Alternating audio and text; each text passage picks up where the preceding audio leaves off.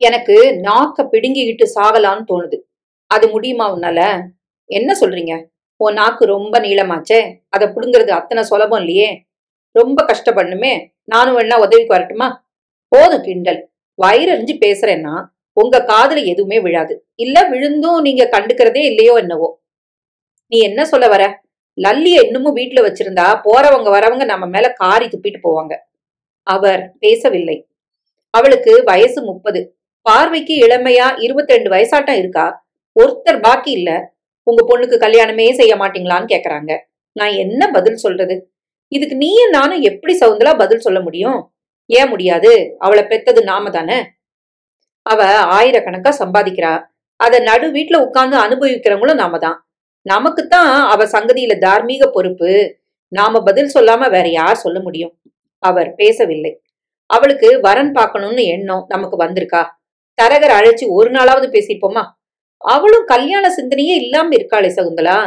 எப்படிங்க வரும்? கல்யாணத்தை பத்தி யோசிக்க அந்த பொண்ணுக்கு எங்க நேரம்? அதை யோசிக்க நாம விட்டுருக்கோமா? சகுந்தலா, 4 பிள்ளைங்களை பெத்தோம். ஒரே மகன்னு சொல்றவன் குடும்பத்துக்கு உதவாம தத்தாரியா ஊர் மேஞ்சான். தட்டி கேட்டப்ப நமக்கு அடங்காம வீட்டை விட்டு வெளியே போனான். அவனை தடுக்க நம்மளால முடிஞ்சுதா? நீங்க உத்தியோகம் பாக்குற வயசுதான் இது. உங்க கம்பெனிய இழுத்து மூடி 10 வருஷம் ஆச்சு. வேற வேலைக்கு நீங்க போனீங்களா? வேற வேலை கிடைச்சாதானே? இல்ல, நீங்க முயற்சி பண்ணல. உங்க கடமைய ஒரு குடும்ப தலைவனா இருந்து நீங்க செய்யல. என்ன காரணம்? நிறுத்து. நான் வேலை பார்த்துதான் 4 பிள்ளைங்களையும் ஒரு நிலைக்கு கொண்டு வந்தேன். போதுமே பெருமை. உங்க பிஸ்கோத்து சம்பளத்துல அரைப்பட்னியும் கால் பட்னியுமா குடும்பத்தை நடத்த நான் பட்ட பாடு எனக்கு தானே தெரியும். அப்பப்ப பிறந்து வீட்டு ஆதரவு எனக்கு இருந்ததுனால நடு வீட்டுல உட்கார்ந்து தின்ன முடிஞ்சது. எப்ப லல்லி தலையெடுத்தாலோ அப்பதானே நமக்கு 3 வேளை சோறு. அப்பா பேசவில்லை. மூத்துவ கல்யாணத்தை கடன் வாங்கி நடத்தினது லல்லி. தான் இருக்கும்போது தங்கச்சிக்கும் கல்யாணத்தை முடிச்சா பாத்துக்கிட்டு தானே இருந்தோம். சும்மா இருட்டுடி. என்னை மட்டும் எல்லாத்துக்கும் குற்றவாளி ஆக்குற. 2 கை தட்டினாதான் சத்தம். நீயும் நானும் சேர்ந்துதான் இந்த குடும்பம். உனக்கு உன் பொண்ணு மேல அத்தனை அக்கறைன்னா நீ பேசாம ஏன் இருந்த? அம்மாவிடமும் குற்ற உணர்ச்சி இருந்தது. லல்லி நல்லா சம்பாதிக்க தொடங்கிட்டா. புத்திசாலித்தனமா ஷேர் மார்க்கெட்ல நுழைஞ்சா. அப்புறம் படிப்படியா நிறைய ஏஜென்சிகள் எடுத்து சம்பாதிக்கிற வழிய தெரிஞ்சுக்கிட்டா. குடும்ப கடன்களை அடைச்சா. 2 பொண்ணுங்க கல்யாணம் முடிச்சு இப்ப சொந்த வீடு கூட கட்டியாச்சு. இதையெல்லாம் அனுபவிச்சுட்டு அந்த சுகத்துல நீ இருக்க. என்ன மட்டும் குறை சொல்றியா? சகுந்தலா பேசவில்லை. இந்த பாருடி, ஊர் எப்ப பேசல? பட்னி கடந்து 4 குழந்தைகளோட நம்ம போராடும் போதும் பேசத்தான் செஞ்சது. இப்பவும் பேசுது. சரி, ஊரை விடு. உனக்கு ஏன் ஆதங்கம்? இன்னைக்கு லல்லி வரட்டும், பேசிடலாம். ஆமாங்க, பணத்துக்காக அந்த குழந்தைய நாம பிடிச்சு வச்சிருக்கோம்னு அவளுக்கு தோணக்கூடாது பாருங்க. பேசிடலாம் கண்டிப்பா. இரவு 9 மணிக்கு வாசலில் ஆட்டோ வந்து நின்றது. லல்லி உள்ளே வந்தாள் கைப்பையுடன். எப்பா, டிராபிக் ஜாம்ல வீடு வந்து சேரத்துக்குள்ள முடியறதில்ல. நைட்டிக்கு மாறி முகம் கழுவி விட்டு கூடத்துக்குள் வந்தாள். சாப்பிடலாமா லல்லி? நீயும் அப்பாவும் இன்னும் சாப்பிடலையாமா? என்னைக்கு உன்னை விட்டுட்டு சாப்பிட்டுருக்கோம். சரி கொண்டா, சப்பாத்தியா? அம்மா ஹாட் பேக்கை எடுத்து வந்தாள். சாப்பிட தொடங்கினார்கள் மூவரும். அப்பா, மாருதி எஸ்டீம் ஒண்ணுக்கு புக் பண்ணிருக்கேன். அடுத்த வாரம் வந்துரும். காரா? ஆமாம்மா. ஏன்? நிறைய ஆகுமே. 6 லட்சத்துக்கும் மேல. அவ்வளவு பணத்துக்கு எங்க போவ? கையில கொஞ்சம் இருக்கு, மிச்சத்துக்கு லோன் வாங்கிக்கிறது. காரை நீயே ஓட்டுவியா? இல்லம்மா, நான் ரிஸ்க் எடுக்க தயாரா இல்ல. டிரைவர் வச்சுக்க வேண்டியதுதான். அம்மா பேசாமல் இருந்தாள். ஏமா லல்லி, நான் சொல்றேன்னு தப்பா எடுத்துக்காத. என்னப்பா, கிட்டத்தட்ட இந்த வீட்டுக்கு 7 லட்சம் செலவாச்சு இல்லையா? ஆமாப்பா. கடன் எவ்வளவு போகுது?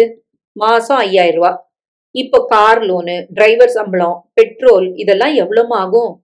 இன்னொரு 5 அல்லது 6 ஆகும். தவிர வீட்டு செலவு வேற. மாசம் 15ல இருந்து 20,000 வரைக்கும் செலவு. தாங்குமாம்மா? தாங்குற காரணமா தானப்பா தைரியமா வாங்குறேன். சரிம்மா, இத்தனை சுமைகள் அவசியமா? தெரியலப்பா. அவசியம்னா எல்லாம் அவசியம், இல்லன்னா எதுவுமே இல்ல. எழுந்து கை கழுவினாள். எனக்கு தூக்கம் வருது, பால் இருக்காமா? கொண்டு வரேன் லல்லி. அம்மா உள்ளே போனாள். லல்லி, ஒரு 10 நிமிஷம் உன்கிட்ட நான் பேசணும். சொல்லுங்கப்பா. இந்த குடும்பத்துல நான் செய்ய வேண்டிய எல்லாத்தையும் நீ செஞ்சுட்டு வர. நான் செய்ய முடியாத பல விஷயங்களை நீயும் சாதிச்சாச்சு. விஷயத்த சொல்லுங்கப்பா. நாங்களும் ஏதோ ஒரு மயக்கத்துல இத்தனை நாள் வாழ்ந்தாச்சுமா. இப்ப அது தெளியுது. தெளிஞ்சப்போ உறுத்துது. புரியல. உனக்கும் ஒரு வாழ்க்கை வேணுமா? நான் இப்ப வாழ்ந்துட்டு தானப்பா இருக்கேன். இது முழுமை இல்லம்மா. கல்யாண வாழ்க்கை தான் முழுமை. அது உனக்கு கிடைக்கணும். உனக்குன்னு ஒரு குடும்பம் அமையணும். நிச்சயமா அமையும். அழகா இருக்க, புத்திசாலித்தனத்தினால மாசந்தோறும் பல ஆயிரங்கள் சம்பாதிக்கிற. எந்த பொண்ணும் சுலபத்துல இத்தனை ஜோரா சம்பாதிக்க முடியாது. உன்ன மாதிரி ஒருத்திய மனைவியா அடைய நீ நானும் போட்டி போட்டு வரமாட்டாங்களா லல்லி? லல்லி பேசவில்லை. அம்மா பாலோடு வந்தாள். அப்பா சொல்றது நிஜம்தானடி? நாளைக்கே தரகரை வர சொல்லட்டுமா? லல்லி நிமிர்ந்தாள். இத்தனை நாள் தோணாத எண்ணம் இப்ப மட்டும் ஏன் உங்களுக்கு வந்திருக்கு? இருவரும் பெயரைப்பட்டார்கள். அது முகத்தில் தெரிந்தது. அம்மா, நான் உங்க 2 பேரையும் குத்தி காட்டல, சாதாரணமா தான் கேட்டேன். நீ எப்படி கேட்டாலும் எங்களுக்கு குத்துதேம்மா. பாத்தியதப்பட்டவங்க நாங்க தானே. எல்லாம் சரியா நடக்குதேன்னு நாங்களும் ஊமையா இருந்துட்டோம். இப்போ உறுத்துது. அம்மா, எனக்கு 30 வயசு. உன்னை பார்த்தா நிச்சயமா அப்படி சொல்ல முடியாது லல்லி. அது மட்டும் இல்ல, 30 இப்ப கல்யாண வயசு தான், தப்பே இல்ல. சரி, நான் கல்யாணம் முடிஞ்சு போயிட்டா நீங்க 2 பேரும் என்ன பண்ணுவீங்க? தெய்வம் இருக்கு. வாழ்ந்த நாள் வரைக்கும் போதாதா? உன்னை விட எங்களுக்கு வாழ்க்கையா முக்கியம். இத்தனை நாள் சுயநலமா இருந்தது போதும். இனிமேலும் முழிச்சுக்கலன்னா பெத்தவங்களா இருந்து பிரயோஜனம் இல்லம்மா. லல்லி எழுந்தாள். குட் நைட்மா. குட் நைட் பா. நாங்க சொன்ன எதுக்குமே நீ பதில் சொல்லல. கல்யாண அபிப்பிராயம் எனக்கு இல்ல. நீ என்னடி சொல்ற? அது காலாகாலத்துல நடக்கணும். காலந்தவறி நடக்கிற எதுக்குமே மரியாதை இருக்காது. நாங்களும் போயிட்டா நீ தனியா எப்படிமா? லல்லி சிரித்தாள். அந்த சிரிப்புக்கு என்ன அர்த்தம் என்றே பெரியவர்களுக்கு புரியவில்லை. அம்மா, நான் நிறைய சம்பாதிக்க தொடங்கிட்டேன். இவ்ளோ சம்பாதிக்கிற ஒரு பொண்ணால குடும்பத்துக்கு அடங்கி நடக்க முடியாது. என்னை விட அதிகமா சம்பாதிக்கிற ஆண் பிள்ளை கிடைக்கிறது அத்தனை சுலபம் இல்ல. அப்படியே கிடைச்சாலும் என்ன ஜீரணிக்க அவனால முடியாது. விட்டு இந்த பேச்ச. ஏதாவது நடக்கணும்னு இருந்தா அதை நான் தடுத்தாலும் நிறுத்த முடியாது. நடக்காதுன்னு விதி இருந்தா நீயும் அப்பாவும் தலகீழ நின்னா கூட நடத்த முடியாது. Good night. உள்ளே போய்விட்டாள். என்னங்க இப்படி சொல்லிட்டு போறா? பணம் பார்க்க தொடங்கிட்டா. அதான் இப்ப அவளுக்கு வசதியா இருக்கு. என்னங்க, எனக்கு பயமா இருக்கு. எதுக்கு? ஒரு குடும்ப பொண்ணு இத்தனை சம்பாதிக்கலாமா? நம்ம பொண்ணு சம்பாதிக்கிறா. காலை 8:30க்கெல்லாம் லல்லி புறப்பட்டு போய்விட்டாள். 9 மணிக்கு வாசலில் ஆட்டோ வந்து நின்றது. கடைசி பெண் கீதாவும் மாப்பிளையும் குழந்தையுமாக உள்ளே நுழைந்தார்கள். என்னடி கீதா திடீர்னு? வாங்க மாப்பிள. அப்பா முகம் துடைத்தபடி ஹாலுக்கு வந்தார். அடடா, வாங்க வாங்க. அவருக்கு மெட்ராஸ்ல 4 நாள் கான்ஃபரன்ஸ். இந்த சாக்குல உங்களெல்லாம் நானும் பார்க்கலாமேன்னு வந்தேன். வாடா ராஜா, பாட்டிய மறந்து போச்சா? நான் வந்து 1 வருஷம் ஆச்சு. அதான் எல்லாரையும் குழந்தை மறந்து போயிட்டான். மாப்பிள்ளைக்கு காஃபி கொண்டு வா சகுந்தலா. வேண்டாம், நான் குளிச்சுட்டு உடனடியா கிளம்புறேன், நிறைய வேலை இருக்கு. மாப்பிள்ளைக்கு டிஃபன் பண்ணட்டுமா கீதா? பண்ணுமா. லல்லி போயாச்சா? அவதான் கால்ல சக்கரத்தை கட்டிட்டு சுத்துறாளே. அடுத்த 1 மணி நேரத்தில் கீதாவின் கணவன் புறப்பட்டு போக குழந்தை பிரயாண களைப்பில் உறங்க தொடங்கிவிட்டது. கீதா குளித்து விட்டு வந்தாள். கல்கத்தா எப்படி இருக்கு? நீ பாஷையெல்லாம் கத்துக்கிட்டியா? ஓரளவுக்கும்மா. பெரியக்கா எப்படி இருக்கா? சுமாரா இருக்கா. ஏன், பணம் பிரச்சனையா? பிரச்சனை தான், நமக்கே தெரியுமே கீதா. அவளுக்கு பெருசா படிப்பும் இல்ல, அழகும் இல்ல. வந்த வரைக்கும் போதும்னு சுமாரான இடமா பார்த்து கல்யாணம் செஞ்சு கொடுத்தோம். கோயில் வாசல்ல கடை போட்டு பிழைக்கிறா. மாடி வீட்லயா வாழ முடியும்? லெட்டர் வந்தே 2 மாசம் ஆயிடுச்சு அவகிட்ட இருந்து. பசிக்குதுமா எனக்கு, சாப்பாடு போடு.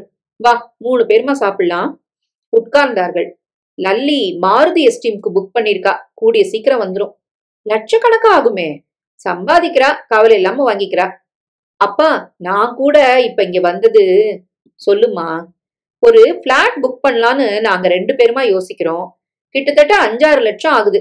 இவரு லோன் போட்டு 3 ஏற்பாடு பண்ணாலும் 2 லட்சம் உதைக்குது. அதையும் கடனா வாங்கினா வட்டி கட்டியே போயிரும். சாப்பிடவே பணம் இருக்காது. அசலை எப்ப கட்டுறது? கடனை எந்த காலத்துல அடைக்கிறது? அதனால 2 லட்சம் ரூபாய் லல்லியால தந்து உதவ முடியுமா? எங்க அக்கா கண்டிப்பா செய்வான்னு அவர்கிட்ட நான் சொல்லியிருக்கிறேன். வட்டியும் தர வேண்டாம், அசலை கொஞ்சம் கொஞ்சமா அவர் அடைச்சிருவாரு. அத்தனை பணத்துக்கு லல்லி எங்கடி போவா? என்னம்மா நீ 6 லட்சத்துக்கு மாருதி புக் பண்றா, அத வேண்டான்னு சொல்றியா? ஐயோ, என்ன பேச விடுமா. கார் வாங்குற அளவுக்கு தைரியம் இருக்கு அவகிட்ட. பெருசா வீடு கட்டியாச்சு, அவளால முடியுமா? அம்மா பேசவில்லை. ஏமா பேசல? எனக்கு அவ பணம் தர்றது உனக்கே இஷ்டம் இல்லையா? ஏண்டி இப்படி பேசுற? நானும் அப்பாவும் எதுல தலையிட்டோம்? நீயாச்சு லல்லியாச்சு. கேட்டு பாரு, கிடைச்சா வாங்கிக்கோ. எனக்கு கூச்சமா இருக்கு. நீ சொல்லுமா அவகிட்ட, அதுக்கப்புறம் நான் பேசுறேன். சரி வரட்டும், அவ வர ராத்திரி 9 ஆகும்.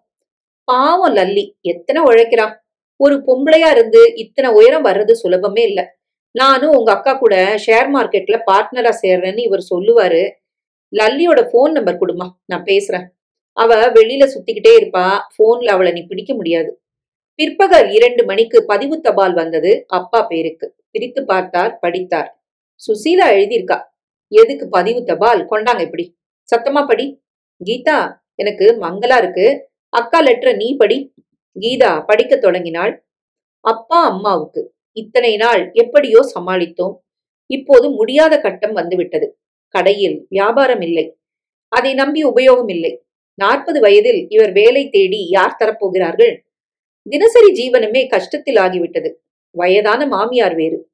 லல்லியிடம் சொல்லி இவருக்கு ஏதாவது ஒரு ஏற்பாடு செய்து தர முடியுமா? முடிந்தால் குடும்பத்துடன் நான் அங்கு வருகிறேன். தற்சமயம் அங்கு வர ரயிலுக்கு கூட என்னிடம் பணம் இல்லை. என் நிலையை எழுதிவிட்டேன். உங்களை தவிர எனக்கு யார் உண்டு? ஆர் சுசீலா. என்னம்மா இது? அம்மா அழத் தொடங்கினாள். அவளுக்காக நான் அழாத நாள் இல்லடி கீதா. ஒரு நாள் இது மாதிரி லெட்டர் வரும்னு எனக்கு தெரியும். அம்மா, என் வீட்டுக்காரர்கிட்ட இதெல்லாம் சொல்ல வேண்டாம். பெரியத்தான் நிறைய சம்பாதிக்கிறதா நான் பொய் சொல்லியிருக்கிறேன். அம்மா பேசவில்லை. அம்மா, நான் என் வீட்டு விஷயமா முதல்ல லல்லி கிட்ட பேசிடுறேன். அக்கா லெட்டரை இப்போதைக்கு லல்லிட்ட காட்டாத. நீ என்னடி சொல்ற? எனக்கு அவ செய்யக்கூடிய உதவி இதனால தடபட வேண்டாம். அம்மாவுக்கு பொறுக்கவில்லை. அவ சாப்பாட்டுக்கே கஷ்டப்படுறா. இந்த நேரத்துல நீ சொந்த வீட்டை கவலைப்படுறது நல்லாதான் இருக்கா கீதா? அம்மா பாருமா, அவ புருஷன் சோம்பேறின்னா அதுக்கு யார் என்ன செய்ய முடியும்? அனுபவிச்சுதான் ஆகணும். நாங்க இலவசமா கேட்கலையே, கடனாத்தானே கேட்கிறோம். குழந்தை அழும் சத்தம் கேட்க கீதா எழுந்து உள்ளே போனாள். என்னங்க, இவ இத்தனை சுயநலக்காரியா இருக்கிறா? இந்த பாரு சகுந்தலா, நம்ம கிட்ட பணம் இல்ல, யாருக்கு செய்யவும் உரிமையும் இல்ல. லல்லி காதுல போடுறத போடு, இஷ்டம் இருந்தா அவ செய்யட்டும். நானும் அதைத்தான் யோசிச்சேன். கீதா வெளியே வந்தாள். உன் வீட்டுக்காரர் எப்போ வருவாரு? அவர் வர 10 மணி ஆகும். அதுக்குள்ள லல்லி வந்துட்டா பேசிடலாம். அம்மா ஒன்றும் சொல்லாமல் உள்ளே போனாள். இரவு 8 மணிக்கே லல்லி வந்து விட்டாள். ஹாய் கீதா, நீ எப்ப வந்த? காலையில தான் லல்லி. குழந்தைய வந்திருக்கானா? கியூட்டா இருக்கானே. அவன் கன்னத்தை கிள்ளி விட்டு உள்ளே போனாள். அம்மா கூட போனாள். மாப்பிள்ள ஒரு கான்ஃபரன்ஸ்ன்னு வந்திருக்கிறாரு. கீதா 4-5 நாள் இருப்பா. லல்லி நைட்டிக்கு மாறி முகம் கழுவி விட்டு சாப்பிட உட்கார்ந்தாள். கீதா, சாப்பிடலையா நீ? அவர் வரட்டும்னு காத்துக்கிட்டு இருக்கிறேன். அப்பா வாங்க. மாப்பிள்ள வரட்டும்மா. சரி, எனக்கு போடுமா, டயர்டா இருக்கு, படுக்கணும். கீதா வந்திருக்கா, பேச வேண்டாமா நீ? வா கீதா, அப்புறம் சொல்லு. எப்படி இருக்கு கல்கட்டா? பெங்காலி பழகிடுச்சா உனக்கு? பரவாயில்ல. பொதுவாக கொஞ்சம் பேசினார்கள். சாப்பிட்டு முடித்து அறைக்குள் நுழைந்து டைரி எடுத்துக்கொண்டு திரும்ப மேஜை மேல் கடிதம். சுசீலா லெட்டர் போட்டிருக்காளா? ஆமா. நீ சொல்லவே இல்லையே. கீதா அம்மாவை முறைத்தாள். அதற்குள் லல்லி எடுத்து படிக்க தொடங்கிவிட்டாள். முடித்தாள். அம்மாவை பார்த்தாள். பெரிய மாப்பிள்ளைக்கு இங்க ஏதாவது ஏற்பாடு பண்ண முடியுமா லல்லி? தெரியலம்மா, அப்படியே முடிஞ்சாலும் வேண்டாம். ஏண்டி? உள்ளூர்னு வந்துட்டா பாலிடிக்ஸ் அதிகமாகும். நம்மள அவங்க என்ன பண்ண போறாங்க? அதுக்காக நான் சொல்லல. வேண்டாமே, நீ போய் என் செக் புக் எடுத்துட்டு வா. அம்மா கொண்டு வந்தாள். லல்லி எழுதி கையெழுத்திட்டாள். அப்பா, இதுல 5000க்கு செக் போட்டிருக்கேன். நீங்க இதை என்கேஷ் பண்ணி சுசிலாவுக்கு அனுப்பிருங்க. 2 மாசத்தை ஓட்டட்டும். அதுக்குள்ள ஏதாவது யோசிக்கலாம். நீ சொல்லு கீதா. நானும் உங்ககிட்ட ஒரு உதவி கேட்டுதான் வந்திருக்கேன் லல்லி. ஏன் உன் வீட்டுக்காரருக்கும் உத்தியோகம் போயிடுச்சா? கீதாவின் முகம் சுருங்கி போனது. இவரு பெரியத்தா மாதிரி தண்டம் இல்ல. மத்தவங்களை விமர்சனம் பண்ணாத கீதா. அந்த பழக்கம் இன்னும் உன்னை விட்டு போகல. சரி, உனக்கு என்ன வேணும்? பிளாட் விவகாரத்தை அப்படியே கீதா ஒப்பித்தாள். சரி, வெளியில இந்த 2 லட்சத்தை வாங்கினா நீ என்ன வட்டி கட்ட வரும்? மாசம் 3000 ரூபாய். அத்தனை அதிகம். எனக்கு மாசம் 2000 ரூபாய் கட்டிடுறியா? லல்லி, என்கிட்ட நீ வட்டி கேக்குறியா? ஏன், என்ன தப்பு? உன் வீட்டுக்காரரு கை நிறைய சம்பாதிக்கலையா? வீடு உன் பேர்ல தாண்டி வரப்போகுது. உன் குழந்தைதான் நாளைக்கு அதை அனுபவிக்க போகுது. எனக்கா தரப்போற நீ? லல்லி, நீயா பேசுற?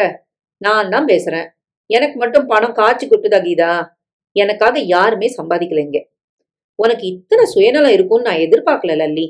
லல்லி கடகடவென சிரித்தாள். கேட்டுக்கோமா, என்ன உன் பொண்ணு சுயநலம்னு சொல்றா? ஏண்டி, 3 வருஷம் முன்னால உனக்கு கல்யாணம் நடத்தணும்னு நான் சொன்னப்போ அம்மா என்ன சொன்னாங்க தெரியுமா? சொல்லேம்மா நீயே. உன்னை விட சின்னவளுக்கு நீ வீட்டுல இருக்கும்போது கல்யாணம் பண்ணலாமா? அப்புறம் உனக்கு எப்படி கல்யாணம் நடக்கும்? கேட்டியா இல்லையா? அதை நான் பொருட்படுத்தினா? கிட்டத்தட்ட 2 லட்சம் செலவு பண்ணி உனக்கு கல்யாணம் செஞ்சு வச்சேன்டி. அந்த பணத்தை உன்கிட்ட நான் கேட்கல. அடுத்த வருஷமே உனக்கு வளகாப்பு, பிரசவம் இத்தியாதின்னு கல்கட்டால உன்னை கொண்டு போய் சேர்க்கிற வரைக்கும் எனக்கு ஆன செலவு 40,000. அதுக்கு உன்னை வட்டி கட்ட நான் சொல்லல. உன் குழந்தையோட முதல் பிறந்த நாள்னு நீ எழுதினப்போ 10,000 ரூபாய்க்கு டிராஃப்ட் அனுப்பின. கீதா பேசவில்லை. ஏன் செஞ்ச 2 லட்சத்துக்கு? காரணம் உனக்கு பிறந்த வீட்டுல எந்த குறையும் இருக்கக்கூடாதுன்னா. ஆனா இப்போ நீ சொந்த வீடு கட்ட ஆசைப்படுற. தப்புன்னு நான் சொல்ல. கடன் தரவும் தயாரா இருக்கேன். ஆனா வட்டி கட்டிடு. இத நீ சொன்னதா எங்க வீட்டுக்கார்ட்ட சொன்னா உன் மரியாதை என்ன ஆகும்? என்ன ஆனாலும் தப்பு இல்ல. உன் புருஷன் எனக்கு சர்டிபிகேட் தந்து எதுவும் ஆக போறது இல்ல. பேச அவர்கிட்ட. தயார்னா எனக்கு சொல்லு. 4-5 மாசம் அவகாசமும் தா. கண்டிப்பா பணம் தரேன். ஆனா டாக்குமெண்ட்ஸ் பக்காவா இருக்கணும். வாசலில் ஆட்டோ வந்து நின்றது. கீதாவின் கணவன் இறங்கினான். உள்ளே வந்தான். லல்லி சிரித்தாள். சௌக்கியமா? இருக்கேன். அவரை கவனி கீதா. நான் போய் படுக்கிறேன். தன் அறைக்குள் போய் கதவை சாத்திக் கொண்டாள். நான் குளிக்கணும் கீதா.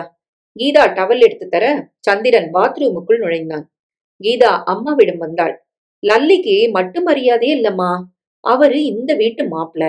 இவ பாட்டுக்கு போய் படுத்துட்டாளே. அவர் என்ன நினைப்பாரு? அவளுக்கு களைப்பா இருக்குண்டி. சம்பாதிக்கிற பொண்ணாச்சே, நீ தாங்கத்தான் செய்வ. இப்போ அவர்கிட்ட நான் என்னன்னு சொல்லுவேன்னு தெரியல. எதையாவது சொல்லி சமாளிக்கணும். வட்டி கேட்கறா எங்க அக்கான்னு சொன்னா மானம் போகும் எனக்கு. சந்திரன் வந்து விட்டான். சாப்பிட வாங்க. வேணாம் கீதா, கான்ஃபரன்ஸ்ல டின்னர் முடிச்சாச்சு. பால் இருந்தா கொடு. நம்ம ரூம அவங்களுக்கு ஏற்பாடு செய் சகுந்தலா. அப்பா சொல்ல, செஞ்சுட்டேங்க. சற்று நேரத்தில் அவர்கள் போய் படுத்து விட அம்மா அப்பாவிடம் வந்தாள். லல்லி கீதாட்ட வட்டி கேட்கறது தப்போ? என்ன தப்பு? லல்லிக்கு மட்டும் பணம் சும்மா வருதா? இந்த பாரு, நமக்கு லல்லி தான் முக்கியம். நீ உன் மத்த பொண்ணுங்களை தாங்கி லல்லி கிட்ட கெட்ட பேர் வாங்கிக்காத. எது சரின்னு அவளுக்கே தெரியும். அம்மா வாயை மூடிக்கொண்டாள். இருந்தா அவளுக்கே தெரியும். கீதா காலை 7 மணிக்குத்தான் எழுந்து வந்தாள். சந்திரனும் குழந்தையும் உறங்கிக் கொண்டிருந்தார்கள். மாப்பிள இன்னைக்கு போக வேண்டாமா? லேட்டா போவாரு. லல்லி எங்க? அவ 6:30க்கே போயாச்சு. ஏமா இவ்வளோ சீக்கிரம் போறா? ஏதாவது வேலை இருக்கும். சொன்னியா மாப்பிள்ள கிட்ட? வேற மாதிரி சொன்னேன். இந்த வீடு கட்டின கடன் நிறைய இருக்கு. அதனால அக்காட்ட பணம் இல்ல. 1 வருஷம் போட்டுன்னு சொல்றான்னு சொன்னேன். 1 வருஷம் போனாலும் இதே தானடி. அத அப்ப பாத்துக்கலாமேம்மா. சரி விடு. டிஃபன் என்ன பண்ண போற? பொங்கல் வடை பண்ணட்டுமா? பொங்கல் அவருக்கு பிடிக்காது. சேமியா பாத் பண்ணு. நாளைக்கு ஒரு நாளாவது லல்லிய வீட்டுல இருக்க சொல்லு. இவர் ஏதாவது நினைச்சுக்க போறாரு. சந்திரன் 8 மணிக்கு எழுந்து வந்தான். அப்பா அம்மா தேவையில்லாமல் அவனை விசாரித்தார்கள். கீதாவும் நிறைய போலித்தனம் காட்டினாள். அதனால் சந்திரனிடம் கொஞ்சம் பந்தா இருந்தது. சாப்பிட உட்கார்ந்தான். ஏன் உங்க பொண்ணு கல்யாணமே பண்ணிக்கல? அவளுக்கு இஷ்டம் இல்ல. நாங்க சொல்லி பார்க்காமல இருக்கிறோம். எத்தனை நாளைக்கு இப்படி இருக்க முடியும்? ஒரு பாதுகாப்பு வேண்டாமா? பெத்தவங்க சாஸ்வதமா? அக்காவுக்கு சேவ மனப்பான்மை அதிகம். ஆன்மீகமும் இப்ப அதிகமா இருக்கு. கீதா புழுகி தள்ளினாள். சந்திரன் புறப்பட தயாரானான். வாசலில் ஹார்ன் சத்தம் கேட்டது. அனைவரும் திரும்ப ராமர் பச்சையில் அந்த மாருதி எஸ்டீம் வந்து நின்றது. லல்லி அதிலிருந்து கம்பீரமாக இறங்கினாள். புது கார் இன்னைக்கே வந்தாச்சு போல இருக்கே. அப்பா உற்சாகமாக வாசலுக்கு போனார். கீதாவின் முகம் இருண்டது. வீட்டு கடனே அடையலன்னு புருஷன்ட்ட போய் சொல்லியிருக்கேன். இவ காரோட வந்து நிக்கிறாளே. லல்லி உள்ளே வந்தாள். கார் இன்னைக்கே வந்தாச்சா லல்லி? ஆமாப்பா. நீங்களும் அம்மாவும் புறப்படுங்க. கீதா நீயும் வா. உன் வீட்டுக்காரரையும் வர சொல்லு. முப்பத்தம்மன் கோயில் வரைக்கும் போயிட்டு வந்துடலாம். சந்திரன் கீதாவை பார்த்தான். உங்க சொந்தக்காரா? லல்லியிடம் கேட்டான். ஆமா. கீதா எனக்கு நேரமாச்சு. நான் புறப்படுறேன். உங்களை எங்க டிராப் பண்ணணும்? No thanks. அவன் போய்விட்டான். சரி நீங்கள்லாம் புறப்படுங்க. கிளம்பு கீதா. சாரி, எனக்கு காலையில இருந்தே தலைவலி. நான் வரல. அம்மா பெரியம்மா கார்ல நான் போட்டுமா? வேண்டாம். நம்ம வசதி என்னவோ அதை மட்டுமே நீ அனுபவி. போதும். ஆகாயத்துல பறக்க ஆசைப்படாத. உள்ள வா. குழந்தையை இழுத்து கொண்டு போனாள். லல்லி ஒரு நிமிடம் போல அப்படியே நின்றாள், எதுவும் பேசாமல். அம்மா கவலையுடன் பார்க்க, நீங்க 2 பேரும் வாங்க, போயிட்டு வந்துடலாம். அப்பா அம்மா இருவரும் காருக்குள் ஏற ஏசி இயங்க தொடங்கியது. வண்டி வெண்ணெய் கட்டி போல சாலையில் வழுக்க, அம்மாவுக்கு இந்த சந்தோஷத்தை அனுபவிப்பதா வேண்டாமா என மனம் சஞ்சலப்பட்டது. கோவிலுக்கு போய் அர்ச்சனை செய்து மாலை வாங்கி காரின் மேலே சாத்தி எலுமிச்சம்பழம் வைத்து டயருக்கடியில் நசுக்கி திருஷ்டி கழிக்கும் படலம் முடிந்துவிட்டது. பிரகாரத்தில் ஓரிரு நிமிடங்கள் 3 பேரும் உட்கார்ந்தார்கள். தரிசனத்துக்கு பிறகு, கார் நல்லா இருக்காப்பா? பிரமாதமா இருக்குமா. ஆனா என்னப்பா சொல்லுங்க. இதுக்காக நீ எத்தனை கடன் பட்டிருக்கியோ அதையெல்லாம் அடைக்கணுமேம்மா. அவள் பேசவில்லை ஒரு நிமிடம் போல. என்னம்மா பேசல? பட்ட கடனை அடைக்கிற தைரியம் அவளுக்கு இருக்கும், இல்லனா வாங்குவாளா? அம்மாவுக்கு பதில் சொல்லாமல் சிரித்தாள். பெருசா சொந்தமா வீடு, படகு மாதிரி ஏசி காரு, இதெல்லாம் பார்த்து சந்தோஷமா தான் இருக்கு. ஆனா இதெல்லாம் மட்டும் போதுமா லல்லி? உனக்கு வேற என்னம்மா வேணும்? எனக்கு எதுவும் வேண்டாம். ஆனா உனக்கு வேணும். ஒரு குடும்பம், குழந்தை குட்டின்னு வேணும். தொங்க தொங்க தாலியோட நீயும் தழைச்சு வாழணும். அது இருந்து இதெல்லாம் இல்லனா கூட தேவல லல்லி. லல்லி அதற்கும் பேசவில்லை. போலாமாப்பா? எழுந்து கொண்டாள். அப்பா அம்மா அவர்களை பின்பற்றி நடக்க கீதா ஏன் வரல? கோவமா? நீ உழைச்சு சம்பாதிக்கிற பணத்துல வாங்குற பொருட்கள், யார் இதுல கோவப்பட முடியும்? இல்ல அவ கேட்ட பணத்துக்கு நான் வட்டி கணக்கு போட்டது அவளுக்கு பிடிக்கலையோ? அவ பிரச்சனை அது இல்ல. நீ வட்டி கேக்குறன்னு அவ வீட்டுக்காரர்கிட்ட சொல்ல அவ விரும்பல. உன்கிட்ட பணமே இல்லைன்னு சொல்லியிருக்கிறா. வாசல்ல கார் வந்து நின்னப்ப அவ முகமே இருண்டு போச்சு அப்படியே. சடார் என திரும்பினாள் லல்லி. அம்மா, இவள நான் பொய் சொல்ல சொல்லலையே. அவசியம் இல்லாம பிறந்து விட்டு பெருமை காக்க இவன் ஏன் பொய் சொல்லணும்? சரிடி, அவங்க வீட்டுல அப்படி இருக்காங்க. அதுக்கு நான் எப்படிம்மா பொறுப்பாக முடியும்? இது கம்பெனி இந்த காருன்னு சொல்லிடு மாப்பிள்ள கிட்ட. எதுக்கு நான் ஏன் பொய் சொல்லணும்? அவர் யார் எனக்கு? இந்த பாருமா, எனக்கு வாழ்க்கை அமையலன்னு மத்தவங்கள நான் நிக்க வைக்கல. கீதா கல்யாணத்தை கூட நல்லபடியா முடிச்சிட்டு தான் இந்த வீட்டையே நான் கட்டினேன். அப்பா என்ன மன்னிச்சிருங்க, உங்க யாரையும் நான் தாக்கல. பெத்தவருக்கு அண்ணன் தம்பிக்கு இல்லாத கடமை எனக்கு என்னம்மா? என்ன கேட்க இவங்கெல்லாம் யாரு? அப்பாவின் முகம் சுத்தமாக நிறத்தை இழந்திருந்தது. அப்பா 10 வருஷம் முன்னாலேயே சம்பாதிக்கிறத நிறுத்தியாச்சு. இதே வீட்டுல பிறந்த சுசீலாவும் கீதாவும் குடும்பத்துக்காக என்னம்மா செஞ்சாங்க? யாருக்கும் இல்லாத அக்கறை எனக்கு மட்டும் ஏன்? அம்மா வியர்வையை துடைத்துக் கொண்டாள். பசி பட்டினி மத்தவங்க யாரையும் உறுத்தலையா? ஒரு வயிற்றுல பிறந்தவங்க, ஒரு வாழ்க்கை அமைஞ்சா முடிஞ்சதை செய்யலான்னு நான் செஞ்சேன். சுசீலாவுக்கு சாப்பாட்டுக்கே கஷ்டம், உதவுறது நியாயம். அது கூட ஒரு எல்லை வரைக்கும் தான். இவளுக்கு சொந்த வீடு கட்டணுமா? அதுக்கு நானா கிடைச்சேன் சொல்லுமா? அப்பா அம்மா 2 பேருமே பேசவில்லை. சத்தியமா உங்க 2 பேரையும் நான் புண்படுத்தல. எனக்கு அந்த நோக்கமும் இல்ல. போலாம். ஆனா மாப்பிள மச்சான் இந்த உறவெல்லாம் உங்களுக்கு என்ன எதுவும் கட்டுப்படுத்தாது, புரியுதா? காருக்குள் அவள் ஏற இவர்களும் அமர்ந்தார்கள். அந்த ஏசியிலையும் அம்மாவுக்கு உயர்த்தது. அவர்களை இறக்கி விட்டுவிட்டு லல்லி போய்விட்டாள். அப்பா அம்மா உள்ளே நுழைந்தார்கள். முகத்தை தூக்கி வைத்தபடி கீதா உட்கார்ந்திருந்தாள். கீதா, ஏன் ஒரு மாதிரி இருக்க? நான் இங்க வந்தே இருக்க கூடாது. ஏண்டி அப்படி சொல்ற? பின்னென்னம்மா, என் மூஞ்சி வெளிரி போச்சே. அவர் முகத்துல எப்படி நான் விழிப்பேன்? அப்பா அருகில் வந்தார். வட்டி பத்தி பேசினா அசிங்கம்னு பணமே இல்லைன்னு சொல்லி தொலைச்சிட்டேன். இப்படி மாட்டுவேன்னு நான் கண்டனா? கீதா இங்க பாரு. என்னப்பா? லல்லிட்ட எவ்வளவு பணம் இருக்கு? அதுல என்ன வாங்குறாங்கிற கணக்க உங்க வீட்டுக்காரர்கிட்ட அவ சொல்லணும்னு இல்ல. நான் அப்படி சொல்லலப்பா. ஆனா லல்லி கிட்ட நிறைய பணம் இருக்கு. அவளும் இல்லன்னு உங்ககிட்ட சொல்லலையம்மா. வட்டி கேக்குறாளே. கூட பிறந்த தங்க கிட்ட வட்டி கேக்குற அளவுக்கா லல்லி கேவலமாயிட்டா? நிறுத்திரி. தனக்குன்னு ஒரு வாழ்க்கை அமையல அவளுக்கு. நமக்கெல்லாம் உழைக்கிறதுக்கு மட்டும்தான் அவ பிறந்தாளா? இந்த கார் ரொக்கத்துக்கு வாங்கல அவ. மாசம் 5000 கடன் கட்டணும். எங்களை அவ செலவுல கல்யாணம் செஞ்சு வச்சதை நீ குத்தி காட்டுறியாம்மா? நாங்க கட்டி வைன்னு கதறணுமா? போதுண்டி. காரியம் முடிஞ்சுட்டா என்ன வேணும்னா பேசலாம். மனுஷ புத்தியே அதானே. நான் இனிமே உங்க வீட்டுக்கு வரல. என் வீட்டுக்காரர்கிட்ட எல்லாத்தையும் சொல்லி அவர் காலில் விழுந்துடுறேன். அங்கேயும் இடிபடுறேன். கீதா அழத் தொடங்கினாள். அப்பா ஆவேசத்துடன் எழுந்தார். காசு இல்லாத தகப்பன் உயிரோடு இருக்கக்கூடாது. அதுவும் பொண்ணுங்களை பெத்துட்டா செத்துறணும். வேண்டாமே. நம்ம பேச்சு 4 வீட்டுக்கு கேட்கணுமா? கீதா, நீயாவது கொஞ்சம் அடங்கி போடி. நான் அடங்குறம்மா. அவர் வந்ததும் ஒரு முடிவு எடுக்கிறேன். எனக்கு அவர் தானே. இந்த வீட்டுல மானங்கிட்டு இருக்க முடியுமா? அதுவும் கூட பிறந்தவகிட்டே வட்டி கேட்டவ வீட்டுல. கீதா உள்ளே போனாள். அப்பா கொதிப்புடன் ஈசி சேரில் போய் சாய்ந்து உட்கார்ந்தார். கண்களை மூடிக்கொண்டார். கீதாவின் குழந்தை ஓடி வந்தது. பாட்டி, எனக்கு பசிக்குது. வாடா ராஜா, உனக்கு டிஃபன் தரேன். டேய் வாடா இங்க. இந்த வீட்டுல இனிமே ஒரு சொட்டு தண்ணி கூட குடிக்க கூடாது. கீதா, நீ பேசுறது குழந்தை கிட்டடி.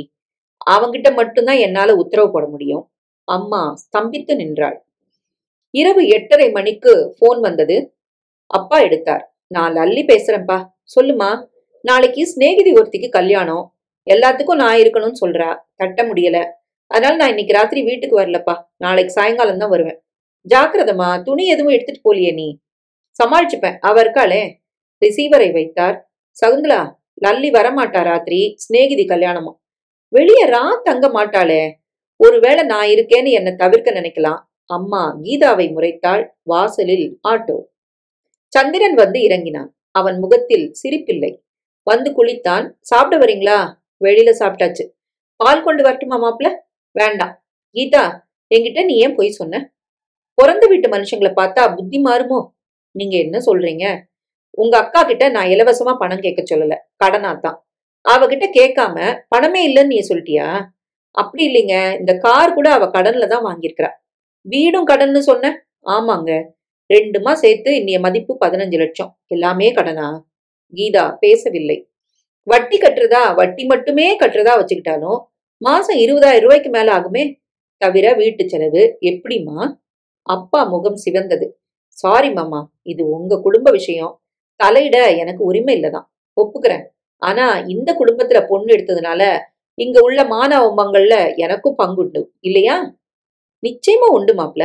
வட்டி, வீட்டு செலவு, வசதியான வாழ்க்கை எல்லாத்துக்கும் மாசம் குறைஞ்சபட்சம் 30,000 செலவாகுமா ஆகாதா? ஆகும். அவ்வளோ வருமானம் உங்க மகளுக்கு எங்க இருந்து வருதுன்னு நீங்க கேட்டதுண்டா? மாப்ள, அவ ஷேர் மார்க்கெட்ல சப் புரோக்கர். தவிர சில பல ஏஜென்சிகளும் உண்டு. அப்படியா? ஷேர் மார்க்கெட் அவ்வளோ நல்லா இல்ல இப்போ. விடுங்க. ஷேர் சப் புரோக்கர்னா ஒரு ஆபீஸ், கம்ப்யூட்டர், அதுல சில ஊழியர்கள் எல்லாம் வேண்டாமா? இருக்கும். அது எங்கன்னு கேக்குறேன். தெரியல, நாங்க கேட்கல. சில பல ஏஜென்சிகள்னு சொன்னீங்க. அந்த பேர்ல ஒரு ஏஜென்சி இருக்காமாமா? மாப்ள, ஒரு பொண்ணு படி இறங்கி போறா. காலையில போனா ராத்திரி தான் வரா. எல்லா ராத்திரிகளும் வீடு திரும்புறாளா? மாப்ள, அப்பாவின் குரல் உயர்ந்தது.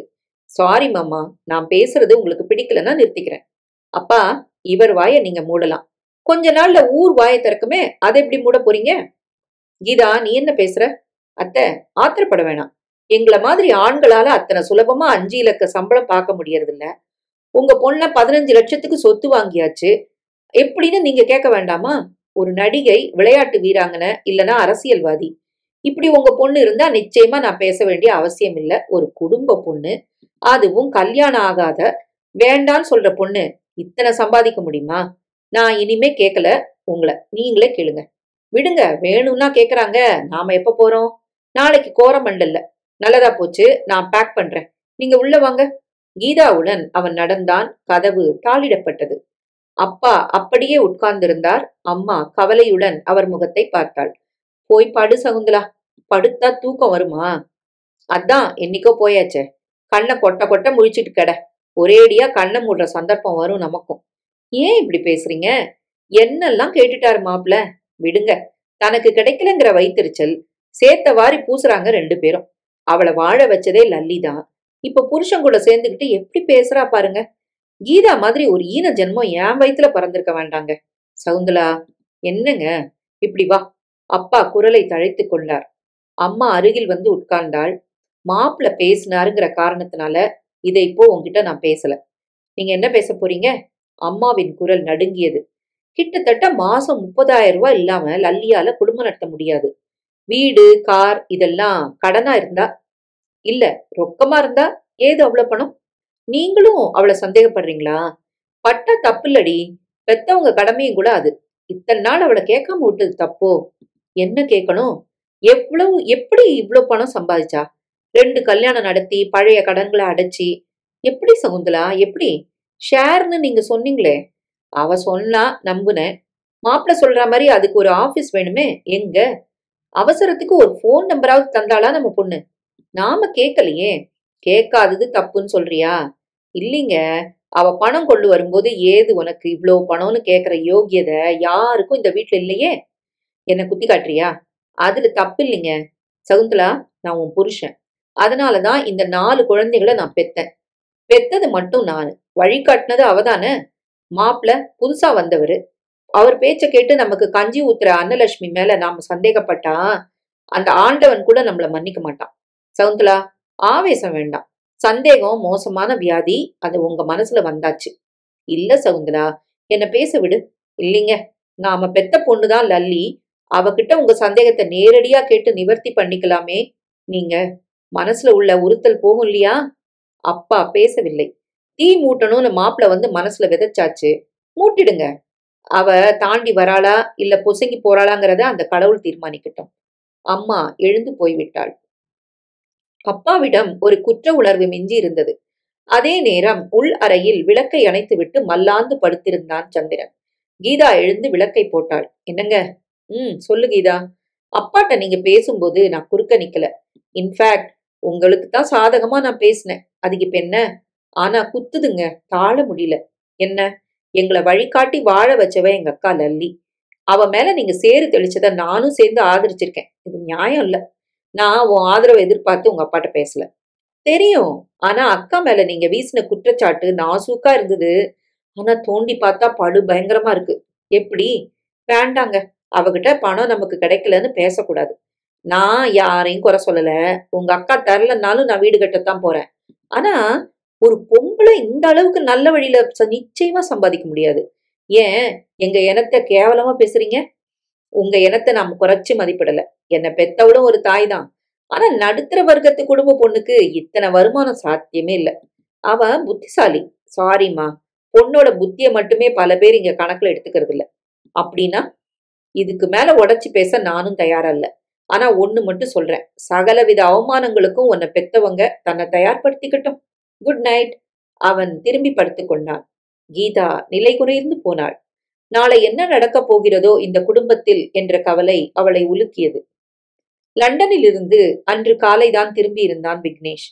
3 வருட பிசினஸ் டூரை முடித்துவிட்டு வெற்றிகரமாக திரும்பியிருந்தான். மாலையும் மரியாதையுமாக ஏர்போர்ட் அமளிதுமளிப்பட்டது. எல்லோரிடமிருந்தும் விடுபட்டு வருவதற்குள் அவனுக்கு போதும் போதும் என்றாகிவிட்டது. காரில் ஏறிவிட்டான்.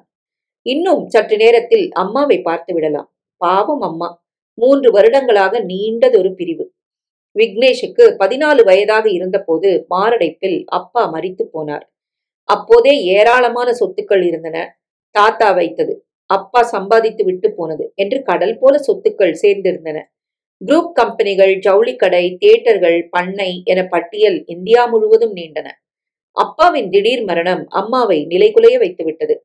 3 மாதங்களுக்கு எதுவுமே சரியாக இல்லை. அம்மா படித்தவள், சுதாரித்துக் கொண்டு விட்டாள். அதன் பிறகு சகலத்தையும் அம்மாதான் நிர்வகித்து வருகிறாள். ஒன்றும் குறையவில்லை, கூடத்தான் செய்தது. நிர்வாகத்தில் பழைய பெருச்சாளிகள் அம்மாவை ஏமாற்ற முதலில் முயற்சித்தார்கள். ஆனால் எடுபடவில்லை. அம்மா அதிகமாக அலுவலகம் கூட போக மாட்டாள். ஆனால் இருந்த இடத்திலேயே ரிமோட் கண்ட்ரோல் மூலம் நிர்வாகத்தை ஆட்டி வைக்கும் வித்தையை கற்றுக்கொண்டு விட்டாள். அகில இந்திய அளவில் ஒரு பெண் இத்தனை சாதுரியமாக நடத்துவதைக் கண்டு பலர் மூக்கில் விரல் வைத்தார்கள். சரிவே இல்லாமல் மார்க்கெட் சீராக இருக்கும்படி பார்த்து கொண்டாள். பேட்டி, படங்கள் என எந்த பத்திரிகையிலையும் அம்மாவை யாரும் பார்த்திருக்க முடியாது, தவிர்த்து விடுவாள். எந்த அயல்நாட்டு கான்ட்ராக்டும் வர்த்தகமும் வெளியே தீர்மானிக்கப்படுவதில்லை. அவர்கள் வீட்டுக்குத்தான் வர வேண்டும். வந்தார்கள். உட்கார்ந்த இடத்தில் சொன்னபடி ராஜாங்கம் நடந்தது. விக்னேஷ் தன் உயர் படிப்பை லண்டனில் தான் முடித்தான். இங்கே வந்து நிர்வாகத்தின் நெளிவு சுழிகளை அம்மாவே கிட்ட இருந்து கற்றுக் கொடுத்தாள்.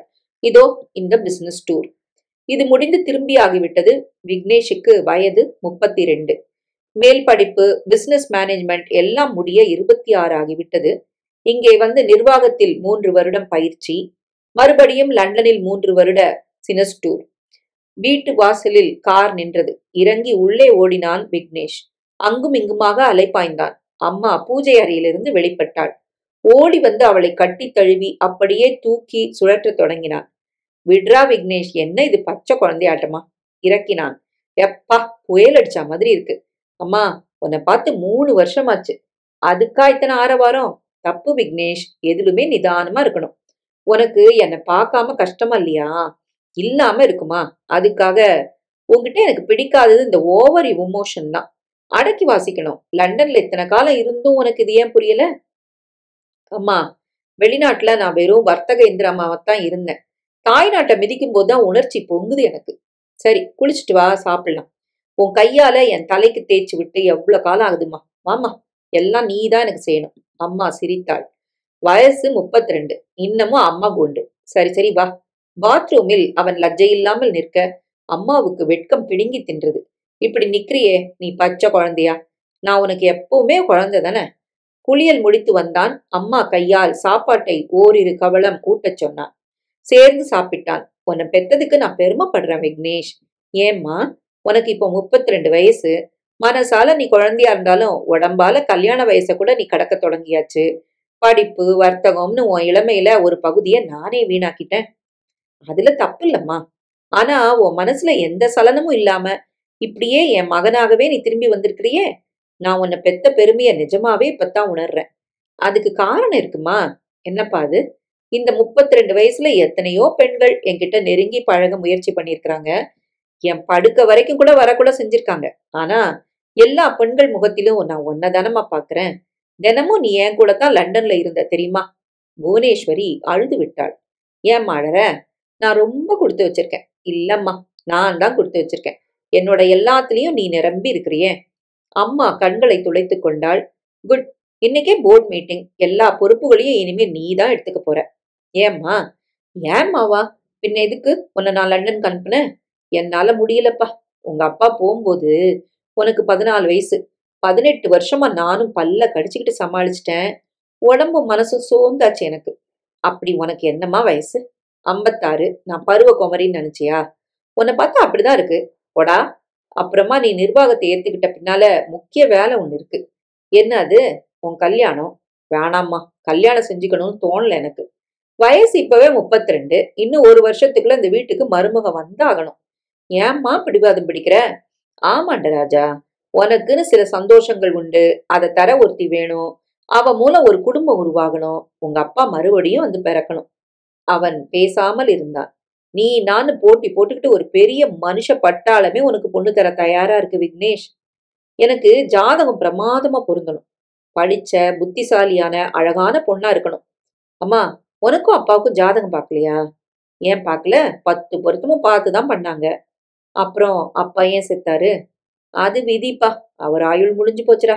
அது ஜாதகத்துல சொல்லப்படலையா? இப்படி கேட்டா எப்படி விக்னேஷ்? பேசாம இருமா.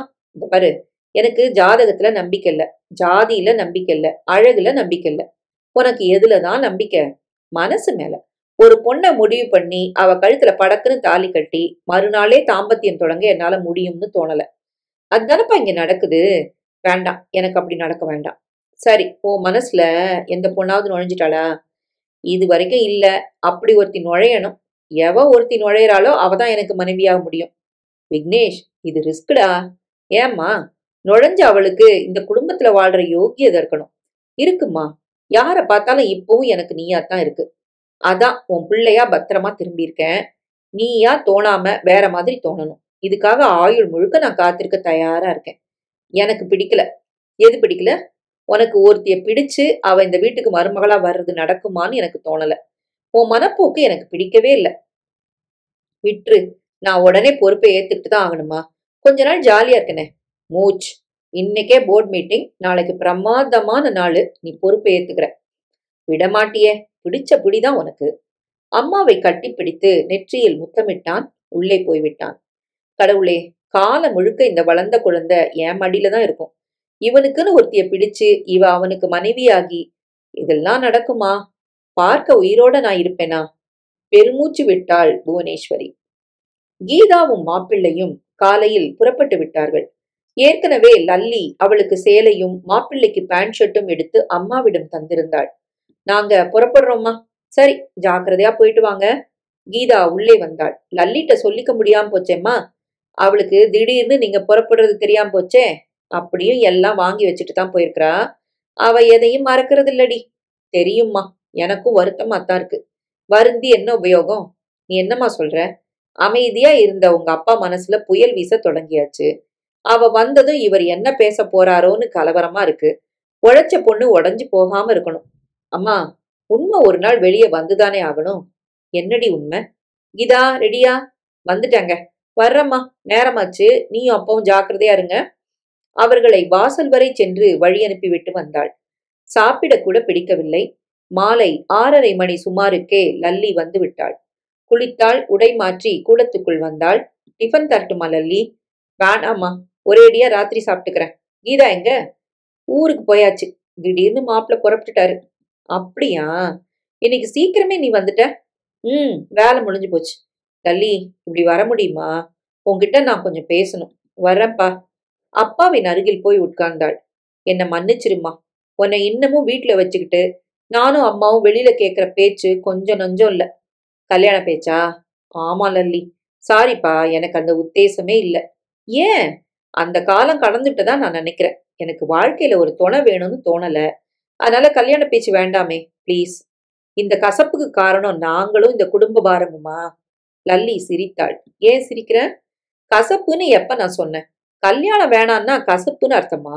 உங்களையோ குடும்ப கடமைகளையோ பாரம்னு எப்போவாது நான் சொன்னதுண்டா? குத்துதுமா, நாங்களும் மனுஷங்க தானே. விடுங்க. சுசீலாவுக்கு டிராஃப்ட் அனுப்பியாச்சா? அனுப்பிட்டம்மா. புது காரை பார்த்து மாப்பிள்ளைக்கு கொஞ்சம் பொறாம தான். புரிஞ்சுக்கிட்டேன். பொறாமையில என்னெல்லாம் கேட்டுட்டார் தெரியுமா? என்ன கேட்டாரு? இத்தனை பெரிய வீடு, படகு, காரு எல்லாம் ஒரு பொம்பளையால எப்படி சம்பாதிக்க முடியும்னு கேக்குறாரு. வேற என்ன கேட்டாரு? ஷேர் மார்க்கெட், ஏஜென்சிகள் இதெல்லாம் நிறைய வச்சிருக்கா என் பொண்ணு. அதுல தான் சம்பாதிக்கிறான்னு நான் சொன்னேம்மா. அதுக்கு அவர் என்ன கேட்டார் தெரியுமா? சொல்லுங்க. சப் புரோக்கர்னா ஆபீஸ் எங்க? சில பல ஏஜென்சிகள் சொன்னீங்களே, அதுக்கு அர்த்தம் என்ன? உங்களுக்கு தெரியுமான்னு கேட்டுட்டாரு. லல்லி அப்பாவையே பார்த்தாள். உங்களால பதில் சொல்ல முடியல. ஆமாம்மா, நான் உன்னை எதுவும் கேட்டுக்கிறது இல்ல. அவசியம்னு நான் நினைக்கல. ஆனா அது மாப்பிளைக்கு புரியல. அவருக்கு என்னால பதில் சொல்ல முடியல. லல்லி எழுந்தாள். ஒரு நடுத்தர வர்க்கத்து குடும்பத்து பொண்ணால இத்தனை சொத்துக்கள் வாங்க முடியுமா? அட, இதெல்லாம் கடன்னு வச்சுக்கிட்டாலும் மாசம் 20,000க்கு மேல வட்டியே கட்டணுமே. அத்தனை வருமானம் எப்படி வருதுன்னு நான் கேட்கலம்மா, மாப்பிள்ளை கேக்குறாரு. லல்லி அப்படியே நின்றாள். என் கேள்விக்கு பதில் சொல்லாம நீங்க தப்பிக்கலாமாமா? நாளைக்கு ஊர் கேட்டா என்ன பதில் சொல்லுவீங்கன்னு வேற கேக்குறாருமா. நான் ஒரு வாக்கியம் பேசினேம்மா. எங்க பொண்ண நாங்க நம்புறோம். நாளைக்கே அவளை நான் கேட்டா பதில் சொல்லுவா. ஆனா கேட்க மாட்டோம்னு சொன்னேம்மா. லல்லி அவரை பார்த்து சிரித்தாள். அருகில் வந்தாள். அப்பா, நிச்சயமா நான் திருடல, யாரையும் ஏமாத்தல, மத்தவங்க பொருளை கொள்ளையடிக்கல. உழைச்சு உழைச்சுதான் இத்தனையும் வாங்கியிருக்கேன். இதையாவது நீங்க நம்புறீங்களா?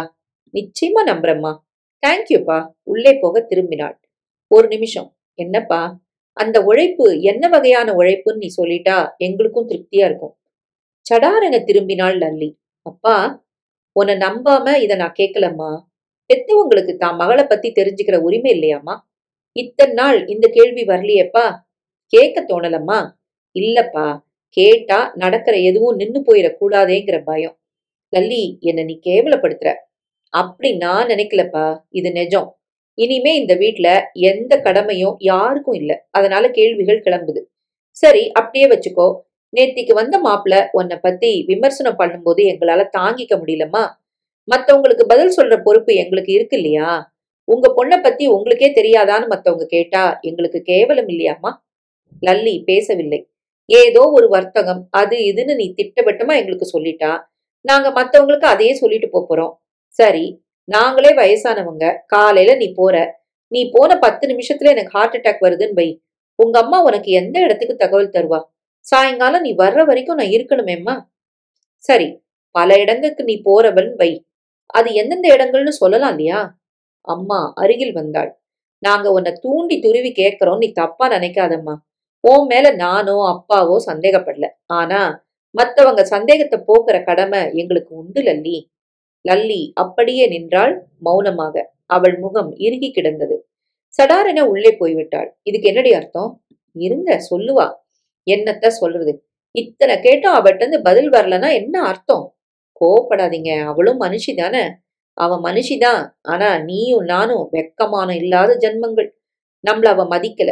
அப்படியும் இந்த வீட்ல ஒரு கவலை சோத்துக்காக உட்கார்ந்துருக்கோம் பாரு. இதை விட சாகலாம். சத்தமா பேசாதீங்க, அவ காதுல விழப்போகுது. விழட்டுண்டி. நான் பேசுறது அவ காதுல கண்டிப்பா விழணும். இத்தனை நான் கேட்டும் அவ பதில் சொல்லனா 2 காரணம் தான் இருக்க முடியும். என்ன சொல்றீங்க? இதுங்க ரெண்டும் கையால் ஆகாத ஓசி சோறுகிறாக்கிங்க.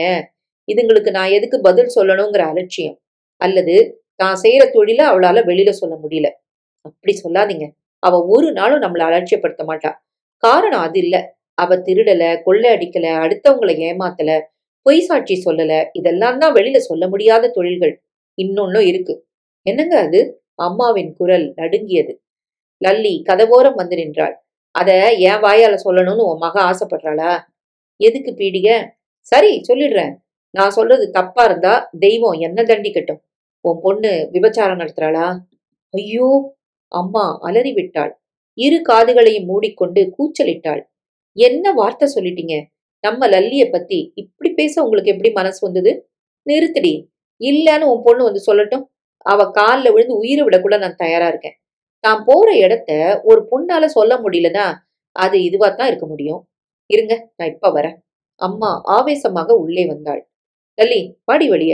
அம்மா, அப்பா பேசுனது உன் காதுல நிச்சயமா விழுந்திருக்கும். நீ வந்து பதில் சொல்லு. அவர் முகத்துல கரிய பூசு. வா வெளிய. கரிய எங்க இருந்து எடுத்து பூசட்டுமானா? லல்லி, அது என் முகத்திலேயே நிறைய இருக்கு. இந்த சமூகம் பூசின கரி. அதுல இருந்து கொஞ்சம் எடுத்து அப்பா முகத்துல பூசட்டுமா? லல்லி, உன் பேச்சு ஏன் ஒரு மாதிரியா இருக்கு? நானே ஒரு மாதிரி தானம்மா. லல்லி, என்னடி சொல்ற? வெளியே வந்தாள் லல்லி. அப்பாவின் அருகில் வந்து நின்றாள். சிரித்தாள். கீதா வீட்டுக்காரருக்கும் இந்த சந்தேகம் இருந்திருக்கும். அப்பா பேசவில்லை. அது எப்படிப்பா? ஒரு பொண்ணு விபச்சாரம் பண்றானா அத முதல்ல கண்டுபிடிக்கிறது ஆண்களாகத்தான் இருக்கு. வயசு தராதரமே இல்ல இந்த கண்டுபிடிப்புக்கு. அப்பா நிமிர்ந்தார். அப்படின்னா உங்க கண்டுபிடிப்புக்கு 100 மார்க். நான் விபச்சாரி தான். லல்லி, அம்மா கண்கள் இருள அப்படியே மயங்கி சாய்ந்தாள். போர்ட் மீட்டிங் முடிந்து விக்னேஷ் பொறுப்புகளை ஏற்றுக்கொண்டு விட்டான். அம்மா ராஜினாமா செய்து விட்டாள். போர்ட் மீட்டிங் வீட்டில் தான் நடந்தது. எப்போதும் அப்படித்தான் வழக்கம். சேர்மேன் அண்ட் மேனேஜிங் டைரக்டராக விக்னேஷ் தேர்ந்தெடுக்கப்பட்டான். மீட்டிங் முடிந்து எல்லோரும் கலைய, அம்மா, நீ ராஜினாமா பண்ணிருக்க வேண்டாம். போதும்பா, பொறுப்புகளை உங்ககிட்ட ஒப்படைச்சாச்சு. நாளைக்கு நம்மளால ஒரு பார்ட்டிக்கு ஏற்பாடு பண்ணியிருக்கேன். சரிம்மா. இப்ப நிர்வாகத்துல உள்ள எல்லாருமே நல்லவங்க தான். ஆனாலும் முழுமையா யாரையும் நம்பிடாத. நீ எச்சரிக்கையா இரு.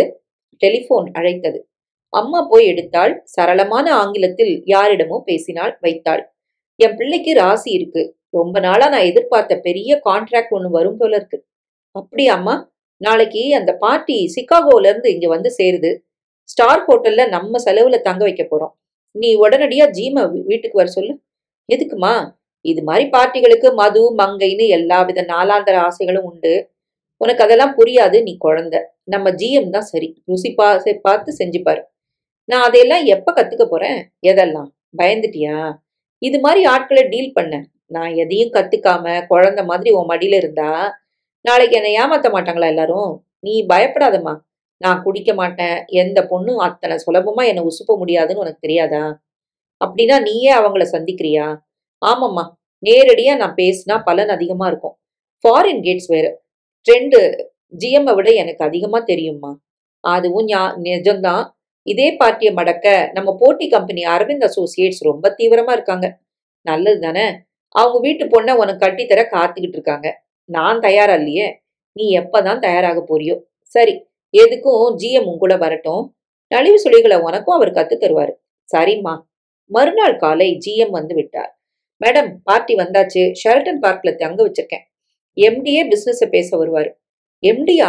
முடியுமா மேடம்? விக்னேஷ் சிரித்தபடி வந்தான். என்ன ஜிஎம் சார், என் மேல நம்பிக்கை உங்களுக்கு இல்லையா? அப்படி இல்ல சார், எனக்கு வயசு 54. இந்த வயசுல நான் நிறைய பார்த்தாச்சு. நீங்க குழந்தை. அம்மா அப்படி வளர்த்துட்டாங்க. இது மாதிரி பிசினஸ்ல ஏடா கூடம் நிறைய இருக்கும். தெரியும், நான் சமாளிச்சுப்பேன். அம்மா ஒன்னும் சொல்லல இன்னும். விக்னேஷ் வரட்டும் ஜிஎம். அவனுக்கு டீல் பண்ண தெரியும். சரி, ஃபைல்களை தந்துட்டு போறேன். ஸ்டடி பண்ணி வைங்க. அங்க உதவியா இருக்கும். ஜிஎம் போய்விட்டார். அம்மா, இந்த ஆளு கமிஷன் பார்ட்டி. அப்படியா சொல்ற? நான் நேரடியா வரேன்னு சொன்னப்போ மூஞ்சி இருண்டு போச்சு.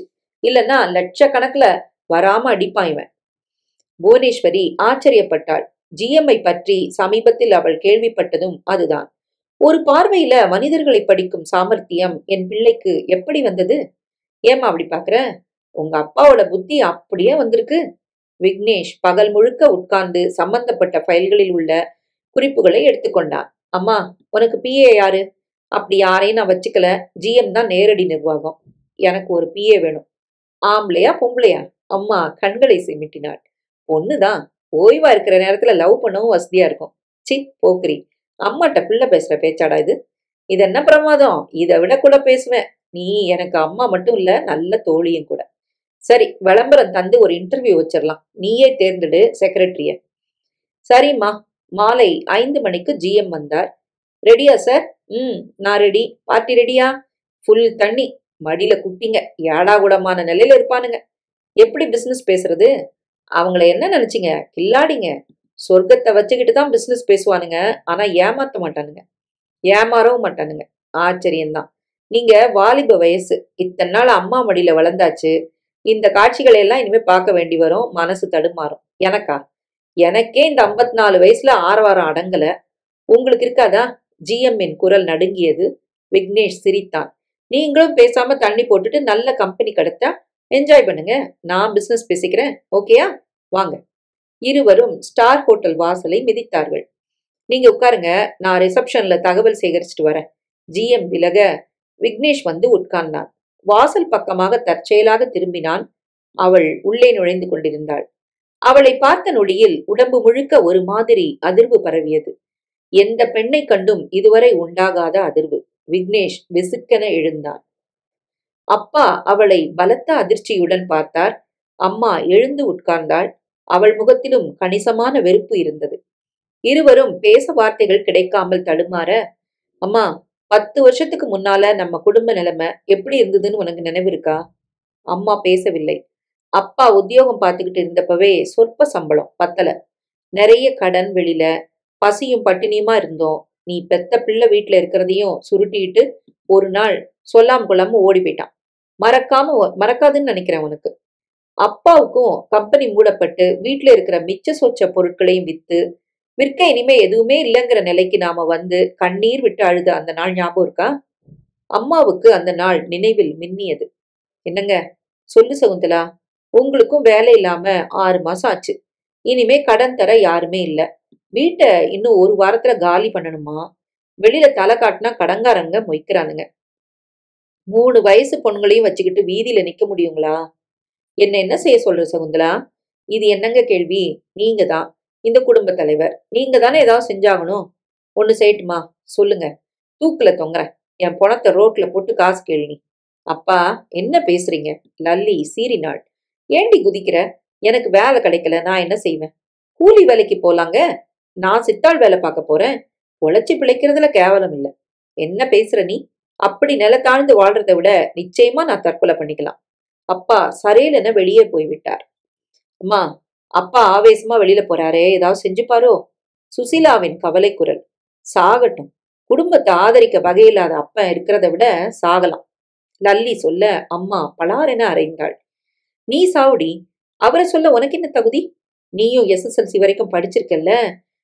அத்தனை ரோஷம் இருந்தா குடும்பத்தை காப்பாத்தேன். அம்மா, குடும்பம்னா தாய் தகப்பனு மட்டும்தான் பொறுப்புன்னு இல்ல, குழந்தைகளும் சேர்ந்ததுதான் குடும்பம். லல்லி பேசவில்லை. அம்மா உட்கார்ந்து அழத் தொடங்கினாள். லல்லி முகம் கழுவி சேலையை சரியாக திருத்தி கொண்டாள். தலைவாரி தன்னை பளிச்சென ஆக்கிக் கொண்டாள். தன் சர்டிபிகேட்டை எடுத்துக்கொண்டு புறப்பட்டாள். டவுனில் தெரிந்த 4-5 கம்பெனிகளில் ஏறி வேலை கேட்டாள். டைப்பிங் தெரியுமா? பாஸ் பண்ணல, ஓரளவு தெரியும். ஒரு கிராஜுவேஷன் கூட இல்ல, வெறும் எஸ்எஸ்எல்சியை வச்சுக்கிட்டு என்ன செய்ய முடியும்? எதுவும் பதிக்கவில்லை. அந்த வாரம் முழுக்க அலைந்தாள். வேலை கிடைப்பது சுலபம் இல்லை என்பது மட்டுமல்லாமல் பார்வை தன்னை சுற்றி வேறு விதமாக படர்வதை அவளால் உணர முடிந்தது. அன்று காலை ஒன்றுமே இல்லை. வெறும் தண்ணீரை குடித்துவிட்டு புறப்பட்டாள். லல்லி, நாளைக்கு இந்த வீட்டை காலி பண்ணணும். அப்பா எங்க? மொட்டை மாடியில படுத்திருக்கிறார். லல்லி வெளியே இறங்கி விட்டாள். அந்த வீட்டின் சொந்தக்காரர் அதே தெருவில் தான் இருந்தார். அவர் வீட்டு கதவை தட்டினாள். அவர் திறந்தார். வெறும் கௌபீனத்துடன் இருந்தார். லல்லி திரும்பிக் கொண்டாள். வா வா, நானே கூச்சப்படல, நீ ஏன் கூச்சப்படுற? உங்க அப்பா அனுப்பிச்சு வச்சானா? சார், கொஞ்சம் மரியாதையா பேசுங்க. காசு இல்லாத யாருக்கும் நம்ம ஊர்ல மரியாதையே இல்ல கண்ணு. காலி பண்ணிருங்க. சார் ப்ளீஸ், 1 மாசம் அவகாசம் கொடுங்க. எப்படியாவது பணத்தை கொடுத்துடுறோம். இப்போ வீட்டை விட்டு துரத்துனா நாங்க வீதியில தான் நிக்கணும். கருணை காட்டுங்க. ஒரு வழி இருக்கு.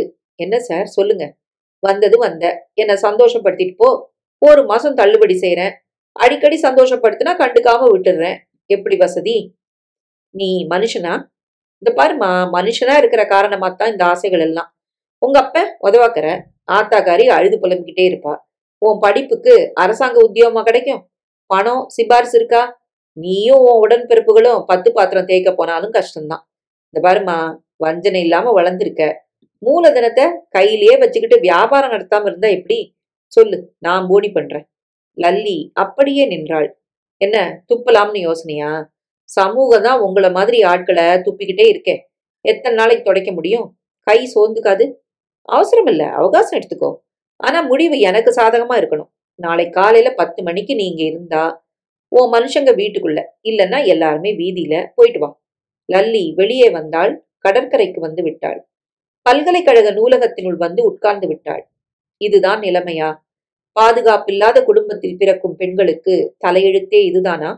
நான் ஒருத்தி பலியானால் மற்றவங்களை நல்லவிதமாக காக்க முடியுமா? நிச்சயம் முடியும். மற்றவங்களுக்கு நாசூக்கான மேன்மையான வாழ்க்கையை உண்டாக்கிவிட முடியும். ஒரு பெண் உடலை விற்றுத்தானா வாழ வேண்டும்? ஊர் கேட்கும்.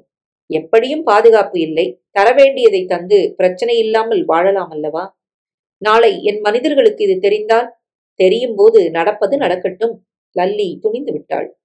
போன வாரத்தில் ஒரு நாள் வேலை கேட்டு போன போதே அந்த சேர்மனின் பிஏ சொன்னாள், சேர்மனை நீ அனுசரிச்சா இங்க வேலை வாங்கலாம். முயற்சிக்கலாமா? இந்த உதவாக்கரை வீட்டுக்காரனிடம் என்னை இழந்து சராசரியாக வாழ்வதை விட வளமுள்ள ஒருவனிடம் இழந்தால் நல்ல வாழ்வாது கிடைக்குமே. சேர்மனை சந்திக்க போனாள். பிஏ இல்லை. தன் அப்ளிகேஷனை கொடுத்து அனுப்பினாள். உள்ள மீட்டிங் நடக்குது, நாளைக்கு வாமா. மீட்டிங் எப்ப முடியும்? சாயங்காலம் 6 மணி ஆகும். லல்லி அங்கேயே உட்கார்ந்து விட்டாள். மீட்டிங் நடுவில் சேர்மன் வெளியில் வந்தார். பார்வையில் இவள் பட்டாள். சட்டென நின்றார். வந்தவர்கள் அயல் நாட்டவர்கள். அழகான தமிழ் பெண் வேண்டும் என்கிறார்களே, இவளை கொடுத்து வர்த்தகம் முடிக்கலாமா? இவள் யாரோ ஒப்புக்கொள்வாளா? ரிசப்ஷனில் சொல்லிவிட்டு போய்விட்டார் உள்ளே. 10 நிமிடங்களில் உன்னை சேர்மன் வர சொல்றார்மா. அவரது அறைக்குள் நுழைந்தாள் லல்லி. அவளை பற்றிய விவரங்களை சுருக்கமாக கேட்டார். மனம் திறந்து சகலமும் லல்லி கொட்டிவிட்டாள். வெல், உன்னை அவங்களுக்கு பிடிச்சிருந்தா லட்சக்கணக்கில் என் பிசினஸ் படியும். நீ தயாரா? நான் இதுல ஜெயிக்க நீ காரணமா இருந்தா கணிச பங்கு உனக்கு உண்டு. என்ன சொல்ற? லல்லி தலையாட்டினாள். வா என்னோட. அவருடன் நடந்தாள். அந்த அயல்நாட்டவர்கள் வாய் பிளந்தார்கள் இவளை பார்த்து. புத்தம் புதுசு, புடிச்சிருக்கா? We like very much. அவர்கள் மூவர் குரலிலும் உற்சாகம். நைஸ். ஈவினிங் 7 மணிக்கு ஸ்டார் ஹோட்டலுக்கு இவளை அனுப்பி வைக்கிறேன். 10 நிமிடங்களில் அவர் எதிர்பாராமல் கான்ட்ராக்டுகள் கையெழுத்தாகிவிட்டன. புத்தியை விட உடம்புக்கு இந்த பூமியில் எத்தனை மரியாதை என்பது அன்று உறுதியானது. அவர்களில் ஒருவன் லல்லியின் கன்னத்தை போகும் போக்கில் கிள்ளிவிட்டு போனான். நீ உட்காரு. லல்லி உட்கார்ந்தாள். உன்னை நம்பி ஒரு வர்த்தகமே நான் முடிச்சிட்டேன். நீ பின்வாங்க மாட்டேன்னு நினைக்கிறேன். என்ன நீங்க நம்பலாம். அந்த 3 பேரும் உன்னை மாறி மாறி கலைப்பாங்க. தாங்கிக்க முடியுமா? நான் தயார். நல்ல குடும்பத்து பொண்ணு நீ. இதுக்கப்புறம் நீ குடும்ப பொண்ணா வாழ முடியும்னு நினைக்கிறியா? இல்ல. விலை மகளா தொடர்ந்து செயல்பட போறியா? ஆமா. அந்த அளவுக்கு வெறுத்துட்டியா? இல்ல. நான் பிறந்த குடும்பம் என்னால உயரப் போகுதுன்னா அது எனக்கு பெருமை. யாராவது ஒருத்தர் செய்யற தியாகத்துலதான் மத்தவங்க ஒசர முடியும். அந்த வாய்ப்பு என் குடும்பத்துல எனக்கு கிடைச்சதுக்காக சந்தோஷப்படுறேன். விபச்சாரம் கேவலமான தொழில். நான் அப்படி நினைக்கல. மத்தவங்களுக்கு சந்தோஷம் தரக்கூடிய எந்த தொழிலுமே புனிதம்தான். அவர் மிரண்டு போனார். அப்படின்னா அவனை உபச்சாரின்னு பகிங்கரமா உன்னால ஒப்புக்க முடியுமா? முடியாது. காரணம், என்னை பத்தி நான் யோசிக்கல. ஆனா ஒரு விபச்சாரியோட குடும்பம்னு என்னை சேர்ந்தவங்க வாழ்க்கை கேலிக்கிடமாகும். என் நோக்கமே அடிபட்டு போகும். 20 வயது பெண் பளிச்சென்று இத்தனை தெளிவாக பேசுறது அவரை நிலைகுலைய வைத்தது. கண்ணீர் விட்டோ அல்லது இது விதி என்றோ புலம்பாமல் விரும்பி ஏற்றுக்கொள்ளும் முதல் பெண். தொழில் என்று ஆகப்போறதை கணித்து அதை புனிதம் என்று வர்ணிக்கும் ஆச்சரியம். அவர் செக் புத்தகம் எடுத்தார். மன்னிக்கணும், வங்கியில கணக்கு வச்சுக்கிற அளவுக்கு நான் பெரிய மனுஷி இல்ல. அவர் சிரித்தார். மணி அடித்தார். நான் ஒரு பேரட் செக் போட்டு தரேன். ஏடிஎம்ல போய் கேஷ் டிரா பண்ணிட்டு வந்துருங்க. சரி சார். ஊழியர் செக், கோட் நம்பர் 2ஐயும் வாங்கி கொண்டு போனார். அரை மணி நேரத்தில் அவள் கையில் 25,000 ரூபாய் இருந்தது. சார், எதுக்கு இவ்வளவு பணம்? லட்சக்கணக்கில் எனக்கு லாபம். அதை நான் அடைஞ்ச நியாயம் இல்லதான். ஆனா தர்ற பங்குல கண்ணி இருக்கணும் இல்லையா? நாளை மறுநாள் திரும்பவும் நீ என்னை வந்து பாரு. அன்று இரவு அந்த 3 பேரும் அவளை படுத்திய பாடு. காலையில் கையை காலை அவளால் அசைக்க முடியவில்லை. புனிதத்தை மிருகங்களிடம் இழந்தது புரிந்த போது அழுகை வரவில்லை, சிரிப்பு வந்தது. பெரிய தொகை வருமானமாக வர வேண்டும் என்றால் கஷ்டப்பட்டு உழைக்க வேண்டும் என்று யாரோ சொன்னது நினைவில் இடர சிரிப்பு பெரிதானது. நீ இந்த சமூகத்தை பழி வாங்குறியா லல்லி? உள்கேள்வி புறப்பட்டது. இதெல்லாம் ஹம்பக், வெறும் வார்த்தை ஜாலம். எனக்கு பணம் வேணும், விபச்சாரத்தை ஏத்துக்கிட்டேன். இதுல தத்துவம் ஒரு கேடா? வீட்டுக்கு வந்தாள். முதல் நாளே பொருத்தமாக ஒரு பொய்யை சொல்லியிருந்தாள். வெளியூர் இன்டர்வியூ என்று. அதில் வேலை கிடைத்து விட்டதாக மற்றொரு பொய். இங்கு ஆபீஸ் இல்லை, வெறும் விற்பனை பிரதிநிதி என்று இன்னொரு பொய். அம்மாவிடம் 5,000 கொடுத்தாள். இவ்ளோ பணமா? கெஞ்சி கேட்டு முன்பணமா வாங்கினேன். மாசம் 500 ரூபாய், 10 மாசத்துக்கு பிடித்தம் போகும். என்ன சம்பளம்? கமிஷனோட 2000 வருமா? தேவலடி லல்லி, நம்ம வறுமை நீங்கி போச்சு. அப்பா கூட இளித்தார். 3வது நாள் சேர்மனிடம் வந்தாள். என்னம்மா, ரொம்ப படுத்திட்டாங்களா? வேற வழி இல்லையே சார். சரி, என் கம்பெனில வேலைக்கு சேர்றியா? அப்பப்போ வர்த்தகத்துக்கு உன்னை இது மாதிரி பயன்படுத்திக்கிறேன். வேண்டாம் சார், நான் முழு நேர தொழிலா இதை செய்ய வசதி உண்டா? சேர்மன் அதிர்ந்து போனார். இப்படித்தாம்மா தொடங்குனேன். ஒரு தடவை நான் கெட்டு போயாச்சு. இனிமே தப்புங்கிற வார்த்தை எனக்கும் சம்பந்தம் இல்ல. அட, கற்போட நாங்க 3 பேர் இருந்தா அதை பத்திரமா வீட்டுக்குள்ளதான் மூடி வச்சுக்கணும். அது கூட கஷ்டம். வீதியில பத்தினியா பட்டினியா எத்தனை நாள் இருக்க முடியும்? எத்தனை நாளைக்கு பட்டினி கிடக்க முடியும்? இல்ல, பட்னியா இருந்தாலும் எத்தனை நாளைக்கு பத்தினியா தாக்கு பிடிக்க முடியும்? சொல்லுமா. 2வதா இருக்கிறது முடியவே முடியாது. நான் சீரழிஞ்சா சுசீலா கீதாவாவது சிறப்பா வாழலாம்னு நினைச்சேன். அதுக்காக 5க்கும் 10க்கும் விற்பனை பண்ண தயாரா இல்ல. சேர்மன் கிட்ட அதைத்தான் சொன்னேன். சார், என்னோட முதல் வியாபாரத்துக்கே பெரிய தொகை நிர்ணயிச்சவர் நீங்க. அதனால மலிவு விலையில விற்க முடியாது சார் என்னால. நீ என்னம்மா சொல்ற? ஹை கிளாஸ் லெவல்ல ஒரு விலைமாதான் நான் இருக்க தயார். அதுக்காக ஏஜென்ட்டுகள் என்ன அணுகுனா வியாபாரம் பேசலாம். அப்படியா சொல்ற? அங்கிள் ஆட்டி எல்லாம் இருக்காங்களே, அறிமுகப்படுத்தக்கூடாதா? 2 நாள் அவகாசம் கொடுமா. சொன்னது போல் டீசென்ட்டாக ஒரு அங்கிள் வந்தான். இவளது அழகை இளமையை பார்த்து அசந்தான். அங்கிள், நான் உங்களை அப்படியே கூப்பிடுறேன். அவன் நெளிந்தான். சில சூழ்நிலைகள்ல தமிழை விட ஆங்கிலம் கண்ணியமா இருக்கும் இல்லையா அங்கிள்? என் டேர்ம்ஸ் கண்டிஷன்களை நான் சொல்லிடுறேன். பகல்ல தான் நான் வருவேன். ராத்திரி 9 மணிக்குள்ள வீடு திரும்பணும். உள்ளூர் பார்ட்டிகளை மட்டும்தான் ஒப்புக்குவேன். ஒரு நாளைக்கு ஒரு பார்ட்டி தான். சம்பளம் ரொக்கமா இருக்கணும். போலீஸ் வராத உயர்மட்ட இடங்களா பார்த்து பதிவு செய்யணும். சம்பளத்தையும் சொன்னாள். இது அதிகம், விட்டுருங்க. ஆனால் அவன் விடவில்லை. ஒரு பார்ட்டி வர இவளை புக் செய்து விட்டான். இப்படித்தாம்மா தொழில் தொடங்கினேன். அப்பாவின் கண்களில் நெருப்பு தெரிந்தது, எரிந்தது. நான் வெறும் சம்போகத்துக்காக மட்டுமே உதவக்கூடிய பொண்ணு இல்ல. நாள் முழுக்க இந்த ஆண் பிள்ளைக்கு கம்பெனி கொடுத்து அவனுக்கு பிசினஸ் ஆலோசனைகள் சொல்லி நல்ல ஒரு தோழியா இருப்பேன். என்னால உடல் ரீதியில மட்டும் இல்ல, வர்த்தக ரீதியாவும் பல பேர் ஜெயிச்சுட்டு வராங்க. இன்னைக்கு இந்த தொழிலை வித்தியாசமா செஞ்சுட்டு வர ஒரு விலன்மாது நான் தான். என் நிரந்தர கஸ்டமர்கள் மன அமைதிக்காக என்ன நாடுற கூட்டம் நாளுக்கு நாள் அதிகமாகுது. என்ன நிரந்தர சின்ன வீடா செட்டப் பண்ண கியூல நிக்கிறாங்க. போது, நிறுத்து. இதுக்கும் மேல நீ பேசின உன்னை நானே வெட்டி கொல்லுவேன். எதுக்குப்பா? நீங்க செய்ய வேண்டிய கடமைகள் அத்தனையும் செஞ்சுட்டு நடு வீட்டுல உட்காந்து நீங்க சாப்பிட்ட நான் நன்றிக்கு பதிலா இது மாதிரி தெரிஞ்சா பிச்சை எடுத்திருக்கலாமே. சபாஷ், அவ்வளோ மானமா உங்களுக்கு? போங்களேன், இப்போ லேட் ஆகல. தாராளமா நீங்க பிச்சை எடுக்கலாம். லல்லி, அப்பாட்ட பேசுறியா? இந்த பேச்சு என்ன பேசுற நீ? அட சும்மாருமா, யாருக்கு யார் அப்பா? எனக்கு எந்த உறவும் இல்லை இந்த பூமியில. அதை என்னைக்கோ நான் முடிவு பண்ணியாச்சு. அடி பாவி, நான் ஒரு விலைமாதான் நினைக்கல. என்னால பல பேர் சந்தோஷப்படுறாங்க, சில பேர் பயன்படுறாங்க. மெழுகுவர்த்தி தன்னை உருக்கி வெளிச்சம் தர்ற மாதிரி என்னால நன்மைதான். என் குடும்பத்துக்கு நான் செஞ்சுட்டேன். எனக்கு தேவையான வசதிகளை சேர்த்துக்கிட்டேன். இனிமே அநாத குழந்தைகள், ஆதரவற்ற முதியோர், இது மாதிரி அப்பா இருந்தும் பாதுகாப்பு இல்லாத அவல குடும்பங்கள் எல்லாத்துக்கும் உதவும் பொருட்டு பணம் பதிக்க போறேன். சகுந்தலா, புறப்படு. எங்கெங்க? ஒருத்தி கூட இனிமே நான் இங்க இருக்க நான் தயாரா இல்ல. ஐயோ, அப்படி சொல்லாதீங்க. சரி, நீ இரு. அவளுக்கு அம்மாங்கிறது உனக்கு பெருமைன்னா தாராளமா இரு. நான் போறேன். எங்க போவீங்க? கல்கட்டா போறேன். கீதா வீட்டுல இருந்துக்கிறேன். அப்பா, ஒரு நிமிஷம். என்ன அப்பான்னு கூப்பிடாத. அம்மாவை கேவலப்படுத்தாதீங்க சார். நீங்க எனக்கு அப்பா தான். என்னது, கீதா வீடா? அவளுக்கு ஒரு வீடுன்னு அமைய காரணம் என்னோட இந்த உடம்பு தான். கழுத்துல தொங்குற தாலி கொடி விபச்சாரத்துல சம்பாதிச்சு நான் வாங்கினதுதான். அறுத்து போட போறாள் அவங்க பொண்ணு. நிறுத்துடி. சாரி சார், எதையும் நான் நிறுத்துறதா இல்ல. விருப்பம் இல்லைன்னா போகலாம். இருந்தா நான் ஒன்னும் கேட்க மாட்டேன். அம்மா, நீ எப்படி? நான் உன்னை விட்டு போக மாட்டேன் லல்லி. நானும் ஒரு பொம்பளை தான். என் நெஞ்சில ஈரம் வறண்டு போல. அப்பா வெளியே போய்விட்டார். இந்த இருட்டுல போறாரேடி. நான் எப்பவும் இருட்டுல தானம்மா இருக்கேன். ஆனா மனசுல வெளிச்சம் இருக்குமா. எனக்கு நேரமாச்சு, அவர் வருவாரு. எங்க போக முடியும்? நீ போய் படு. லல்லி உள்ளே வந்து விட்டாள். படுத்த உடனே உறங்கி போனாள். அம்மாதான் விடிய விடிய உறங்கவில்லை. அப்பா நடுராத்திரி வந்து மொட்டை மாடியில் படுத்துக் கொண்டார்.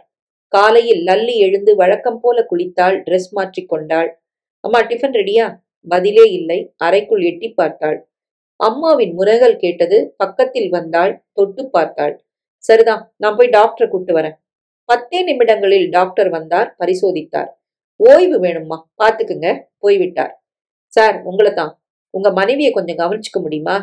அத எனக்கு யாரும் சொல்ல வேண்டாம். தேங்க்யூ. காரில் ஏறி லல்லி புறப்பட்டாள். அது நட்சத்திர ஹோட்டல். வாசலில் வந்து நின்றது கார். இறங்கி அவள் ரிசப்ஷனை நெருங்க அந்த இளைஞன் அவளை நோக்கி ஆர்வத்துடன் வந்து கொண்டிருந்தான். விக்னேஷிடம் இத்தனை பாதிப்பு இதுவரை கண்டிப்பாக ஏற்பட்டதில்லை. அந்த அளவுக்கு அவள் ஒரே ஒரு பார்வையில் ஆழமாக நெஞ்சுக்குள் ஊடுருவி விட்டாள். இது சாத்தியமா? ஒரு மாதிரி செலுத்தப்பட்டதைப் போல அவளை நோக்கி வேகமாக நடக்கத் தொடங்கினான். நெருங்கிவிட்டான். லல்லி ரிசப்ஷனில் தன் அழகான ஆங்கிலத்தில் என்னவோ விசாரித்துக் கொண்டிருக்க கம்பெனி ஜிஎம்மும் அருகில்தான் இருந்தார். அவர் பார்வை லல்லியை ஏற இறங்க அளவெடுத்தது. லல்லி ரிசப்ஷன் இளைஞன் தந்த அட்டையை வாங்கி கொண்டாள். Thank you very much. வேகமாக லிப்டை நோக்கி நடக்கத் தொடங்கினாள். ஜிஎம் அவள் லிப்டுக்குள் நுழையும் வரை பார்த்தார். அது மூடி உயர்ந்து திரும்ப விக்னேஷ் அதே திசையில் பார்த்தபடி நிற்பதை ஆச்சரியத்துடன் பார்த்தார். போலாமா சார்? சார் உங்களைத்தான். பார்ட்டி ரூம்ல ரெடியா இருக்கு. பிசினஸ் போகலாமான்னு கேட்டேன். ஆ இப்ப போறாளே ஒரு பொண்ணு, இவளை இதுக்கு முன்னாடி எங்கேயோ பார்த்த மாதிரி இருக்கே. நீங்க 3 வருஷம் கழிச்சு சென்னைக்கு வந்திருக்கிறதே இப்பதான். ஒருவேளை லண்டன்ல இருந்தாலோ? ஜிஎம் பேச்சில் லேசான கிண்டல் ஒலிப்பதைப் போல இருக்க முகம் சுருக்கினான் விக்னேஷ். எனக்கு கேலியும் கிண்டலும் நல்லா புரியும் ஜிஎம். சார் ப்ளீஸ், அந்த அர்த்தத்துல நான் சொல்லல. I want to meet her. அவளை பத்தின தகவல்கள் எனக்கு வேணும். எதுக்கு சார்? ஒரு நொடி விக்னேஷ் தடுமாறி போனான். இதுவரை இளம் பெண்கள் விஷயத்தில் இது மாதிரி தடுமாற்றம் ஏற்பட்டதில்லை. 32 வயதாகியும் தான் குழந்தையாகவே கம்பெனி முழுக்க பிரசித்தம். திடீரென பல்ட்டி அடித்தால் ஜிஎம் என்ன நினைப்பார்? அவரிடம் என் பலவீனத்தை நான் காட்டிக் கொள்ளலாமா? இது எப்படி பலவீனமாகும்? சரி, எதற்காக அந்த பெண் பற்றிய தகவல்கள் என்று கேட்டால் ஏதாவது ஒரு பதில் தர வேண்டுமே. இருக்கிறதா கைவசம்? ஜிஎம்மை பார்த்தான். அந்த முகத்தில் கணிசமான அளவு கள்ளத்தனம் இருந்தது. மகனே, விழுந்துட்டியா என்ற எக்காலம். சட்டென சிரித்தான் விக்னேஷ். நான் எனக்கு பிஏ கேட்டிருக்கேன் இல்லையா? அந்த பதவிக்குண்டான ஸ்மார்ட்னஸ் இந்த கேர்ள் கிட்ட தென்பட்டது. நமக்கு தேவை நல்ல ஒர்க்கர். அது யாரா இருந்தானே அவளை பத்தி விசாரிங்க. ஜிஎம்முக்கு சப்பென்று போய்விட்டது. நான் ரூம்ல பிசினஸ் பேசும்போது நீங்க அவளை பத்தின தகவல்களை திரட்டிட்டு வரீங்க. ஓகே? சரி சார். 4வது மாடியில் வெளிப்பட்டார்கள். பிசினஸ் பார்ட்டி 417 இருந்தது. ஜிஎம் கதவை தட்ட அது திறந்தது. யாரோ ஒரு பெண் முக்கால் நிர்வாணமாக மடியில் இருக்க போதை புகை. அயல்நாட்டார் உற்சாகமாக இருந்தார்கள். ஜிஎம் உள்ளே போய் விவரம் சொல்ல அவர்கள் எழுந்து வந்தார்கள். பரஸ்பர அறிமுகம், கை குலுக்கல். அந்த பெண் பிறகு வருவதாக ஆங்கிலத்தில் சொல்லிவிட்டு விக்னேஷை பார்த்து கண்ணடித்தாள். போனாள். நீங்க போய் விசாரிச்சுட்டு நிதானமா வாங்க ஜிஎம். தன்னை அவன் கழட்டி விடுவதை லேசான அதிர்ச்சியுடன் உணர்ந்தார் ஜிஎம். விலகினார். விக்னேஷ் நேராக பிசினஸ் பேச தொடங்கிவிட்டான். அவனது புத்தி கூர்மை, மொழி புலமை, அணுகுமுறை எல்லாமே அந்த அயல் நாட்டவருக்கு பிடித்திருந்தது. அந்த வர்த்தகத்தில் அவர்களுக்கும் நன்மை இருந்தது. 1 மணி நேர பேச்சுவார்த்தையில் சுலபமாக அந்த கான்ட்ராக்டை கைப்பற்றி விட்டான். கையெழுத்தும் ஆகிவிட்டது. வெல்டன் மிஸ்டர் விக்னேஷ், உங்களுக்கு நாங்க பிரமாதமா ஒரு பார்ட்டி தர ஆசைப்படுறோம். சாரி, உங்க பார்ட்டியில லிக்கர், லேடி ரெண்டும் கண்டிப்பா இருக்கும். எனக்கு வேண்டாம், பழக்கம் இல்ல. இது வரைக்கும் பழகிக்க விரும்பல. ஆச்சரியமா இருக்கேன். நீங்க எல்லாத்தையும் என்ஜாய் பண்ணுங்க. செலவுகளை நான் எடுத்துக்கிறேன். ஜிஎம் உங்களை சந்திச்சு வேண்டியது செய்வாரு. ஆனா பிசினஸ் டேர்ம்ஸ் வேண்டாமே, என்கிட்ட மட்டும் இருக்கட்டும். ஷியோர். கை குலுக்கி விட்டு அவன் வெளியே வர ஜிஎம் நின்றார். போலாமா? சரி சார். அந்த பெண்ணை பத்தி விசாரிச்சேன். நைஸ். ரிசப்ஷன்ல எதுவும் சரியா சொல்றதில்ல. ஏன்னு கேட்டா தன்னை பத்தின தகவல்களை தரக்கூடாதுன்னு உத்தரவாம். அவ எந்த ரூமுக்கு போனா? அதையும் சொல்லல சார். எனக்கு தெரியாது. இப்போ உங்களுக்கு எந்த வேலையும் இல்ல. உள்ள போன அவ வெளியே வந்துதான் ஆகணும். துரத்தி பிடிச்சு தகவல் தர்றீங்க. ஓகே? விக்னேஷ் போய் காரில் ஏறி விட்டான். கம்பெனிக்கு விடுப்பா. ஜிஎம் எரிச்சலுடன் நின்றார். எனக்கு ஃபாரின் பார்ட்டி கிட்ட வர வேண்டிய கமிஷன் போச்சு. இனிமே எல்லா கமிஷனும் போகும். இவன் நிர்வாகத்துல தலையீடுகள் அதிகம் இருக்கும். இங்க நான் வேலையை தொடரணுமா? பிரமாதமா ஒரு வீடு, கார், பேங்க் பேலன்ஸ் எல்லாம் கமிஷனர்ல தேர்னது தானே. எல்லாம் போச்சே. எவ்வளோ ஒருத்திய பத்தி விசாரிப்பு. அவதான் உனக்கு பிஏவா? யாரு வந்தா எனக்கு என்ன? மகா கடுப்புடன் ஜிஎம் ரிசப்ஷனில் உட்கார்ந்து விட்டார். விசாரிக்கட்டா என்ன? சட்டென வசீகரமான அந்த பெண்ணை பற்றி தெரிந்து கொள்ள ஒரு ஆர்வம் உண்டானது. ஐட்டமோ தனியாக இதுவரை நட்சத்திர ஹோட்டலுக்கு வரும் இளம்பெண். பெரும்பாலும் அந்த வகைதான். ஒரு விலை மாது இவனுக்கு பிஏவாக மாறினால் எப்படி இருக்கும்? புத்தி குறுக்கே போனது. அவள் அப்படி இருந்தால் அவளை விடக்கூடாது. இவனை என் கைப்படிக்குள் மறைமுகமாக நான் கொண்டு வந்து விடலாம். உற்சாகமாக இருந்தது. எத்தனை நேரமானாலும் இன்றைக்கு அவளை பார்க்காமல் போவதில்லை. மறுபடியும் ரிசப்ஷனுக்கு வந்தார். பிற்பகல் 1 மணி. செக் அவுட் டைம் முடிய டியூட்டி ஆள் மாறிவிட்டனர். ஒரு தகவல் வேணும். சொல்லுங்க சார். இங்க நிரந்தரமா தங்கக்கூடியவங்க நிறைய பேர் உண்டா? உண்டு சார். அது போல கேர்ள்ஸ் யாராவது வந்து போவாங்களா? குரலை தழைத்து கொண்டார். அதுவும் உண்டு. இன்னைக்கு காலையில ஒரு பெண் வந்தா. அவ இன்னும் வெளியில போகல. அவளை பதிவு பண்ண நான் விரும்புறேன். எனக்கு உங்களால உதவ முடியுமா? அவன் சுற்றிலும் பார்த்தான். உங்களால அந்த பொண்ணுக்கு எந்த தொல்லையும் வராதே. ஓ, போலீஸ்னு சந்தேகப்படுறீங்களா? என என் அடையாள அட்டையை நீங்க பார்க்கலாம். கம்பெனி அட்டையை தன் புகைப்படத்துடன் காண்பிக்க அவன் சிரித்தான். டிரா திறந்து அதே மாதிரி ஹோட்டல் எம்பளத்துடன் கூடிய லாமினேட்டட் அட்டையில் புகைப்படத்துடன் பெண்கள். 4 பேர் இங்க பதிவு பண்ணிருக்காங்க. அடிக்கடி இங்க வருவாங்க பாருங்க. ஜிஎம் வாங்கி பார்க்க அவள் இருந்தாள். இந்த பொண்ணுதான். அவன் லெட்ஜர் புரட்டினான். அவளுக்கென ஒரு கோட் நம்பர் இருந்தது. லலிதா அலைஸ் லல்லி. இப்போ ஒரு கஸ்டமர் கூட 303ல இருக்கா அந்த பொண்ணு. இவளோட வீட்டு விலாசம் தர்றதில்ல. பெரும்பாலும் இவளை பத்தின விசாரிப்புகளுக்கு நாங்க தான் எல்லாருக்கும் தகவல் தரோம். இவளை நான் மீட் பண்ணணும். நான் ஏற்பாடு பண்றேன். முடிஞ்சா இன்னைக்கே. அப்படின்னா உங்க நம்பர் தந்துட்டு போங்க. அவங்க வெளியே வந்ததும் அப்பாயின்மெண்ட்ஸ் கேட்டுட்டு உங்களை நான் காண்டாக்ட் பண்றேன். பட் காஸ்ட்லி கால்கள் இவ. பரவாயில்ல. ஜிஎம் வெளியே வந்தார். இவள் பிஏவாக வேலைக்கு வருவாளா? மாட்டாள். விபச்சாரத்தில் சம்பாதிக்கும் தொகையை ஆபீஸில் எதிர்பார்க்க முடியாது இவளால். இது மாதிரி தொழிலுக்கு வந்த பெண் நிச்சயமாக உத்தியோகத்துக்கு வரவும் மாட்டாள். பிறகு எப்படி? விவரத்தை சொன்னால் விக்னேஷ் நிச்சயமாக ஒதுக்கி விடுவான். ஆனால் அவளை மடக்க முடியுமா? ஒரு பார்வையில் இவள்தான் பிஏ என தீர்மானிக்கும் அளவுக்கு அப்படி என்ன ஈடுபாடு இவளிடம்? இதை நான் சரியாக உபயோகித்துக் கொள்ள முடியுமா? கிரிமினல் மூளை அவசரமாக வேலை செய்தது. 6:30 மணிக்கு வீடு திரும்பி விட்டான். அம்மா, எதிர்பார்த்ததை விட அந்த பிசினஸ் லாபகரமாவே முடிஞ்சிருக்கு.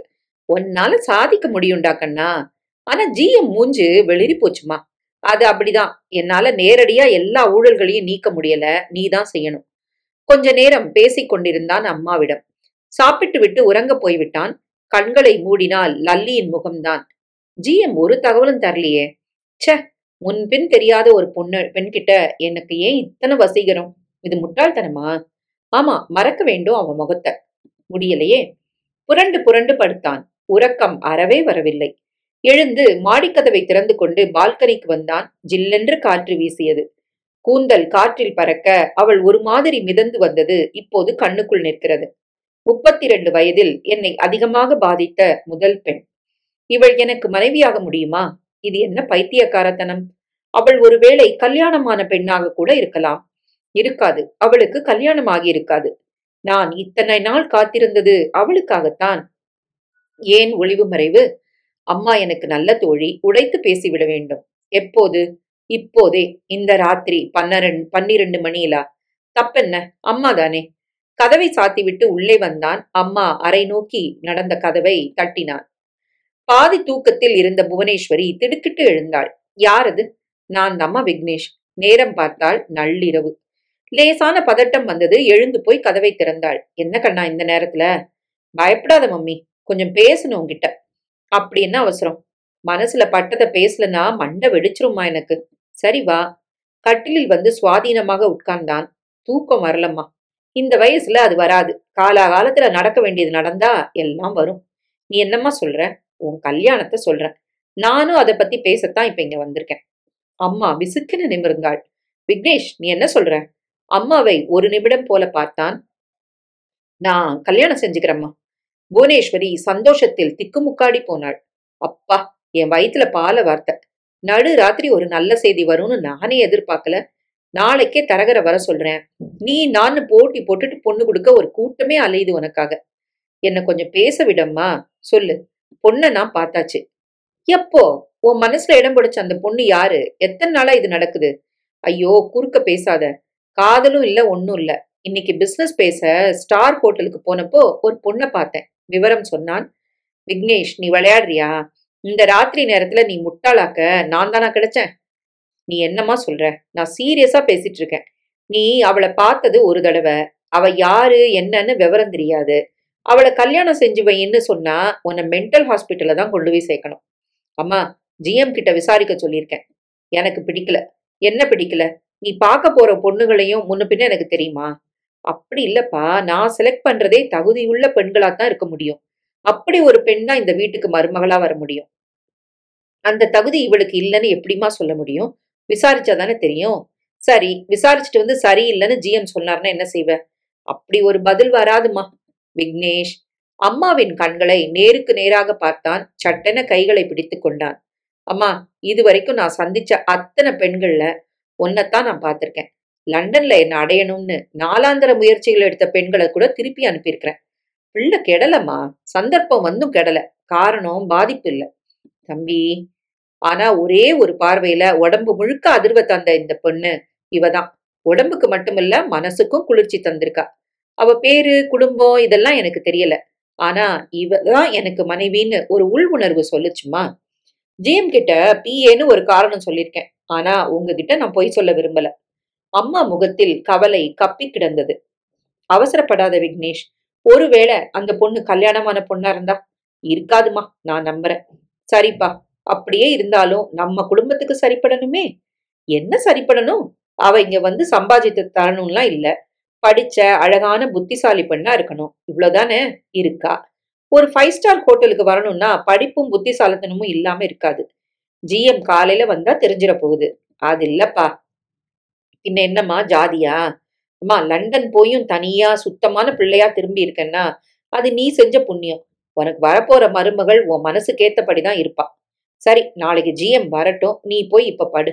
குட் நைட்மா. உன் பிள்ளை விருப்பம் தானே உன் விருப்பம். அம்மா சிரித்தபடி அவன் நெற்றியில் முத்தமிட்டாள். போடா ராஜா. அவன் போனதும் யோசனை வந்தது. யார் அந்த பெண்? விசாரித்தால் தெரிந்து போகிறது. கடவுளே, என் மகன் ஏமாந்து விடக்கூடாது. அதை அவனால் தாங்கிக் கொள்ள முடியாது. படுத்தாள். உறக்கம் தொலைந்தே போனது. மாலை 7 மணி சுமாருக்கு அவள் வெளியே வந்தாள். ரிசப்ஷனை நெருங்கி ஏதோ சொல்ல ரிசப்ஷன் இளைஞன் ஜிஎம் சுட்டிக்காட்டி அவளிடம் பேசினான். 5 நிமிட பேச்சு.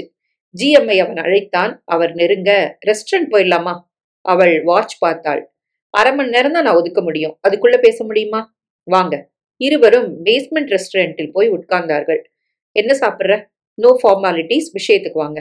என் முதலாளிக்கு நீ வேணும். குட். எப்போ? அதை நான் பேசி தீர்மானிக்கிறேன். உன் வீட்டு விலாசம் கொடு. சாரி, அதை நான் தர்றதில்ல. இந்த ஹோட்டல் தான் என் கான்டாக்ட் முழுக்க. ரேட் விவகாரம் கூட அவங்க தான் சொல்லுவாங்க. முழு பணத்தையும் கவுண்டர்ல கட்டிட்டு டேட் டைம் ஃபிக்ஸ் பண்ணிக்கோங்க. உனக்கு உத்தியோகம் பார்க்க சம்மதமா? இல்ல. நீ எதிர்பாராத சம்பளம் வரும். அவசியம் இல்ல. என் தொழில் இதுதான். எத்தனை வருஷமா இதுல இருக்க? உனக்கு என்ன வயசு? நீங்க பத்திரிகைக்காரரா? இல்ல. ஏன் கேக்குற? யாருக்கும் நான் பர்சனல் இன்டர்வியூ தரதில்ல. என் நேரம் வீணாகுது. போலாமா? அவள் எழுந்து விட்டாள். வாசல் வரை அவளுடன் வந்தார். அவள் தன் மாருதி எஸ்டீமில் ஏறி அவளை ஓட்டிக் கொண்டு செல்வதை பார்த்தார். நம்பரை குறித்து கொண்டார். இவள் உத்தியோகத்தை விரும்பவில்லை. முழு நேர விலை மாது. விவரத்தை விக்னேஷிடம் சொல்லிவிட வேண்டியதுதான். இந்த பெண் வளைந்து கொடுக்கும் ரகம் அல்ல. கராராக பேசுகிறாள். இவளை வைத்து நான் சம்பாதிக்க நிச்சயம் முடியாது. ஆனால் அசாத்திய அழகு. எனக்கே இந்த வயதிலும் ஒரு மாதிரி கிளர்ச்சியை உண்டாக்குகிறாள் இவள். பையன் விழுந்துட்டானா? இருக்காது, அது ஜடம். அம்மா குண்டு. மறுநாள் காலையில் பேஜர் செய்தி வந்தது அம்மாவிடமிருந்து. உடனே தொடர்பு கொள்ளவும். தொலைபேசியை அணுகி டயல் செய்தார் ஜிஎம். அம்மா எடுத்தாள். காலை 7 மணி. என்னாச்சு சார்? எதும்மா? பையன் ஒரு பொண்ணை பத்தி விசாரிக்க சொல்லியிருந்தானா? விசாரிச்சாச்சா? அம்மா கிட்ட சொல்லியாச்சா அதுக்குள்ள? அம்மா, அது வந்து நேர்ல வாங்க, விவரமா பேசலாம். 1/2 மணி நேரத்துல இங்க நீங்க இருக்கணும். ஜிஎம் சலிப்புடன் ரிசீவரை வைத்தார். உன் பிள்ளை வந்து என் பல்ல படுங்கியாச்சு. உங்களுக்காக உழைச்சு கொட்டி இனிமே நான் என்னத்தை காண போறேன். புறப்பட்டார். விக்னேஷ் சீக்கிரமே எழுந்து வழக்கம் போல தன் யோகாவை தொடங்கிவிட்டான். அம்மா வந்தாள். ஜிஎம் வர சொல்லியிருக்கேன். நீயும் இரு விக்னேஷ். சரிம்மா. இருவரும் குளித்து தயாராக சரியாக 7:30க்கு ஜிஎம் உள்ளே நுழைந்தார். வாங்க, காஃபி கொண்டு வா ராஜப்பா.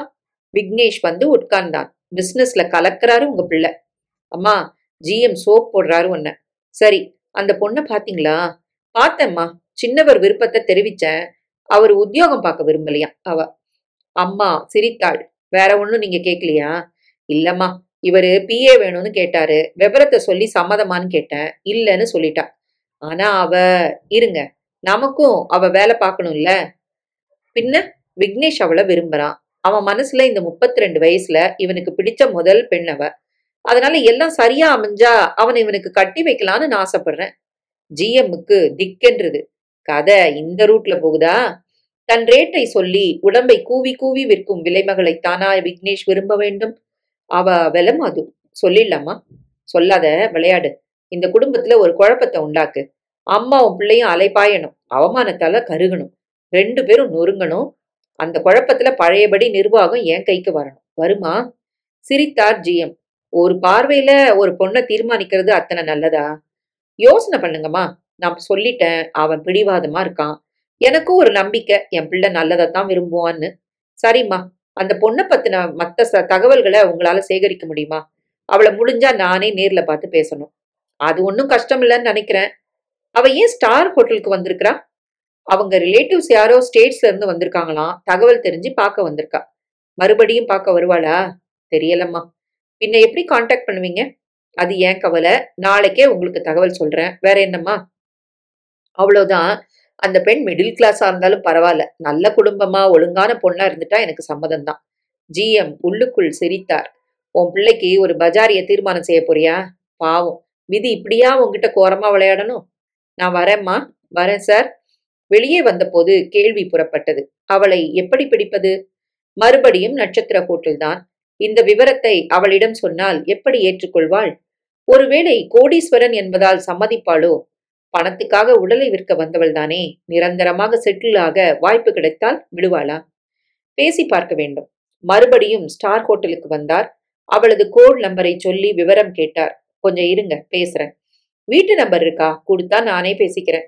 வேண்டாம், அதை அந்த அம்மா விரும்பாது. நீங்க ரிசப்ஷன்ல இருங்க. பேஜர் செய்தி போனது. சற்று நேரத்தில் அழைப்பு வந்தது. அந்த ரிசப்ஷன் இளைஞன் எடுத்து பேசினான், வைத்தான். சார், இப்படி வாங்க. என்ன? ஒரு வாரம் 10 நாள் யாருக்கும் டேட்ஸ் கொடுக்க விரும்பலையாம் லல்லி. என்ன காரணம்?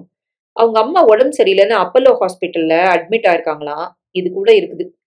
அப்பல்லோல எந்த ரூமு? சொல்லல. அங்கெல்லாம் போய் தொந்தரவு தராதீங்க சார். அது ஏன் சொன்னேன்னு என்ன பிடிச்சுக்கும். தேங்க்யூ. வெளியே வந்தார் ஜிஎம்.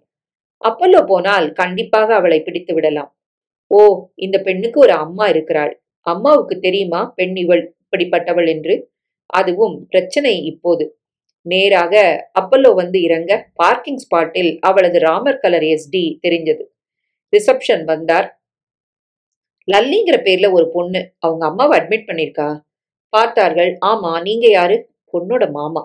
ரூம் நம்பர் 171ல இருக்காங்க. வழியும் சொன்னாள். அங்கே போய் நேராக நின்றால் லல்லி என்ன சொல்லுவாள்? சத்தம் போடுவாளா? போடட்டும். நான் பேசப் போவதே வேறு. என்னதான் ரியாக்ஷன் என பார்க்கலாமே. லிப்டில் நுழைந்து வெளிப்பட்டு காரிடாரில் நடந்து அந்த அறை வாசலை அடைந்தார். கதவு திறந்து நர்ஸ் வெளிப்பட்டாள். இவர் உள்ளே நுழைய லல்லி திரும்பினாள். அம்மா, நான் இப்ப வந்துடுறேன். வெளியே வந்தாள். என்ன தெரியுதா? தெரியாம என்ன? நான் இங்க இருக்கேன்னு யார் சொன்னா உங்களுக்கு? வந்தாச்சு, அதுவா இப்ப பிரச்சனை? சாரி, அம்மா கூட நான் இருக்கணும். அம்மா வீட்டுக்கு வந்த பின்னாலதான் தொழில். நீங்க போலாமா? நான் அதுக்காக வரலம்மா. பின்ன? உனக்கு நன்மை செய்ய வந்திருக்கேன். புரியல? உங்ககிட்ட மனசு விட்டு நான் கொஞ்சம் பேசணும் லல்லி. எனக்காக கொஞ்ச நேரம் ஒதுக்க முடியுமா? உன்னை அந்த மாதிரி பொண்ணா நான் அணுகல. என் சொந்த மகளா நினைக்கிறேன். ப்ளீஸ். அவரது கனிவான குரல் அவளை லேசாக அசைத்தது. ரிசப்ஷன்ல இருங்க, நானே வரேன். தேங்க்யூமா. அவர் முகத்தை பார்த்தாள் லல்லி. சொல்லுங்க. புவனேஸ்வரி அசோசியேட்ஸ்னு குரூப் கம்பெனிகளோட பேரை கேள்விப்பட்டிருப்பியே? யாரோ ஒரு பொண்ணு நடத்துற நிர்வாகம் இல்லையா? எஸ். இப்போ அந்த அம்மாவோட பிள்ளை விக்னேஷ் பொறுப்பை ஏத்துக்க வந்தாச்சு. லண்டன்ல போய் படிச்சான். ரொம்ப நல்ல பையன். 32 வயசுல மனசால உடம்பால குழந்தை. சரி, நான் எங்க வரேன் இதுல? இரு, முழுக்க பேச விடு. லண்டன்ல பல வருஷம் இருந்தும் சீரழியாம அப்படியே திரும்பி இருக்கிறான் விக்னேஷ். காரணம், எந்த ஒரு பொண்ணையும் பார்க்கும்போது அவன் பார்வையில தென்படுறது அவங்க அம்மா தான். ஆச்சரியமா இருக்கே. ஒரு கெட்ட பழக்கம் கூட இல்ல. அழகா இருப்பான். கோடீஸ்வரன். நல்ல அறிவு. Very good. அவன் மனசுல ஒரு பொண்ணு சலனத்தை ஏற்படுத்தியிருக்கா. ஒரே ஒரு முறைதான். ஒரு சில நிமிடங்கள் தான் அவளை பார்த்திருக்கான். அந்த பார்வையில அடி மனசு வரைக்கும் போய் அந்த பெண்ணு ஊடுருவி இருக்கா. இவ ஒருத்தி தான் அம்மாவா தோணல. உடம்பு மனசுல மாறுதலை உண்டாக்கியிருக்கா. அம்மா கிட்ட போய் சொல்லிட்டான். வாழ்க்கை துணைன்னு ஒண்ணு உண்டுன்னா அது அவதான்னு அடிச்சு சொல்லிட்டான். அதிசயம்தான், ஆனா உண்மை. அந்த அம்மாவும் பிள்ளையோட விருப்பம் தான் பெருசுன்னு என்கிட்ட விவரம் சொல்லி அந்த பொண்ணை சந்திக்க விரும்புறாங்க. அந்த பொண்ணு நீதாம்மா. திடுக்கென நிமிர்ந்தாள் லல்லி. என்னது நானா? நீயே தான். விக்னேஷ் மனசுல ஒரு பார்வையில மின்னல விதைச்ச அந்த அற்புதமான பெண் நீதான். உன்னைத்தான் மனைவியா ஏத்துப்பேன்னு ஒத்த கால்ல நிக்கிறான். சார், நான் ஒரு விலைமாதுன்னு விக்னேஷ் கிட்ட அவங்க அம்மா கிட்ட சொல்லிங்களா? இல்ல. ஏன் சொல்லல? அத நீங்க சொல்லியிருந்தா என்னை இங்க சந்திக்க வேண்டிய அவசியமே இருக்காதே. இல்லம்மா, நான் சொல்ல விரும்பல. சார், உங்க முதலாளிக்கு நீங்க துரோகம் பண்ண போறீங்களா? இது நியாயமா? ஜிஎம்முக்கு சுருக்கென்றது. சட்டன்னு சிரித்தார். இல்லம்மா, உனக்கு புரியல. என்ன புரியல? விக்னேஷ் மனசு புரியல. குழந்தை காலம் தொட்டே அவனை எடுத்து வளர்த்தவனா எதையும் அத்தனை சுலபத்துல விரும்ப மாட்டான். விரும்பிட்டா விடமாட்டான். ஆனா அவர் விரும்பினது தப்பானது. சரிம்மா, அது அவனுக்கு தெரியாது. மனசுக்கு இது சரி இது தப்புன்னு பார்வையில பிரிச்சு பார்க்க தெரியுமா? தெரியாது சார். விவரம் வெளியே வந்ததும் சொல்ல வேண்டியதுதானே? உடஞ்சு போயிடுவாம்மா. தான் விரும்பினது தனக்கு கிடைக்கவே வாய்ப்பில்லைன்னா நொறுங்கி போயிடுவான். பரவாயில்ல சார், இந்த காயம் ஆறிடும். ஆனா கல்யாணம் நடந்துட்டா அப்புறம் எப்படி சார்? இப்ப மறைக்கலாம். ஒரு நாள் நான் விலமாதுன்னு தெரியவாமலா இருக்கும். அப்போ அந்த அதிர்ச்சி எப்படி சார் இருக்கும்? ஏம்மா தெரியணும்? என்ன சார் சொல்றீங்க? நல்லதை கருதி ஒரு பொய் சொன்னா தப்பு இல்லம்மா. நீ வாழ வரப்போற இடம் பெரிய வட்டம். அம்மாவும் பிள்ளையும் ஹோட்டலா படி ஏறி உன்னை பத்தி விசாரிக்க போறாங்களா? நிச்சயம் இல்லம்மா. சார், நீங்க அவங்க ஊழியர். அப்படி இருக்க ஒரு விபச்சாரிய உங்க முதலாளிக்கு கட்டி வைக்க ஏன் துடிக்கிறீங்க? என்ன கோவம் அவர் மேல உங்களுக்கு? ஜிஎம் ஒரு நொடி வெலவெலத்தார். சுலபமா மனித மனங்களை இவ படிச்சிடுறா. புத்திசாலிதான். நீ அப்படி நினைச்சா இதோட இந்த பேச்சை நிறுத்திக்கலாமா? என்ன நீ புரிஞ்சுக்கல. அப்படி இல்ல சார். அவன் மனசுக்குள்ள ஒரே பார்வையில நீ போய் உட்கார்ந்துருக்கன்னா காதலால மட்டும் இல்லம்மா, தெய்வ செயல். சுலபத்துல அசையாத பையன் எப்படி விழுந்தான்? ஏன் உன்னை விட அழகிகளே பூமியில இல்லையா? அவன் பார்த்தது இல்லையா? இங்கதான் தெய்வம் வருது. இது தெய்வ சங்கல்பம்னு மனசுல பட்டு போச்சு. அதான் வந்தேன். எனக்கு இதுல எந்த நன்மையும் இல்ல. நீ கிடைக்காம அவன் வாடுனா அவனை நம்பின தாயும் பல குடும்பங்களும் பாதிப்புக்கு உள்ளாகும். ஆகணுமா? நான் ஒப்புக்கிறேன். ஆனா இது வாழ்க்கை. பல பேரை சந்தோஷப்படுத்தின ஒரு கேடு கெட்டவ என் மனைவியான அதிர்ச்சிகரமான நெஜம் ஒரு நாள் வெளியே வருமே, அப்போ பதில் தெரியலம்மா. இனி முடிவு உன் கையில. அது வெளியில வராம காப்பாத்துறது உன் சாமர்த்தியம். நீ வாழ்நாள் முழுக்க விலைமாதாவே இருக்க போறியா? இப்ப என்ன உனக்கு என்ன வயசு? 30. இந்த மார்க்கெட் எத்தனை காலம் உனக்கு நிலைக்கும்? தெரியல. நாளைக்கு உனக்குன்னு ஒரு பாதுகாப்பு வாழ்க்கை இதெல்லாம் வேண்டாமா? அப்படி நான் யோசிச்சதே இல்ல. இனிமே யோசி. நல்ல வாய்ப்பு உன் வாழ்க்கை கதவை தட்டி இருக்குன்னு புரிஞ்சுக்கோ. இத பிடி. என்ன சார் இது? பங்களா விலாசம், போன் நம்பர், இது என்னோட செல் நம்பர். எது வேணும்னாலும் நீ காண்டாக்ட் பண்ணலாம். நான் வரட்டுமா? ஜிஎம் போய்விட்டார். லல்லி அப்படியே நின்றாள். எதற்கும் அசையாத அவளே லேசான பாதிப்புக்கு உள்ளாகி இருந்தாள். என்னை ஒருவன் காதலிக்கிறானா? ஒரே பார்வையில் அவனது இதயத்துக்குள் நான் நுழைந்து விட்டேனா? அவன் கோடீஸ்வரன். அவனுக்கு ஒரு விலைமாது மனைவியா? ஓ, கூடாது. அவனை பெற்ற தாயார் ஒரு நாளும் இதை ஒப்புக்கொள்ள மாட்டாள். பொய் சொல்லக்கூடாது. தவறான அடித்தளத்தில் ஏமாற்றி தொடங்கும் வாழ்க்கை எத்தனை நாளைக்கு நிலைக்கும்? விலைமாது என்பது பின்னர் அறிவிக்கப்படும் என்பதற்கு தொலைக்காட்சி நிகழ்ச்சி நிரலா? இது வாழ்க்கை. தானாக தெரிந்து அது நாசமாவதை விட நானாக அறிவித்து விட வேண்டும். என்னையே அந்த குடும்பம் நினைத்து கொண்டிருக்க கூடாது. நர்ஸ் வந்தாள். அம்மா கூப்பிடுறாங்க. வந்துட்டேன். உள்ள போனாள். பாத்தீங்களா அந்த பொண்ண? பார்த்தேன். ஆனா விவரமா பேச முடியல. என்ன நீங்க? சரி, அவ இருக்கிற இடத்த சொல்லுங்க. நானே நேரடியா பேசிக்கிறேன். இல்லம்மா, நீங்க பெரிய மனுஷி. அவளை தேடி போக வேண்டிய அவசியம் என்ன? அவ உங்களை தேடி வரட்டும். என் பிள்ளை தானே அவளை விரும்பியிருக்கான். அதை அந்த பொண்ணுக்கு தெரிவிக்க வேண்டாமா? நான் நாளைக்குள்ள தெரிவிச்சிடுறேன். ஏன் தாமதம்? ஏதாவது பிரச்சனை இருக்கா? ஜிஎம் பேசவில்லை. எதுவானாலும் சொல்லுங்க.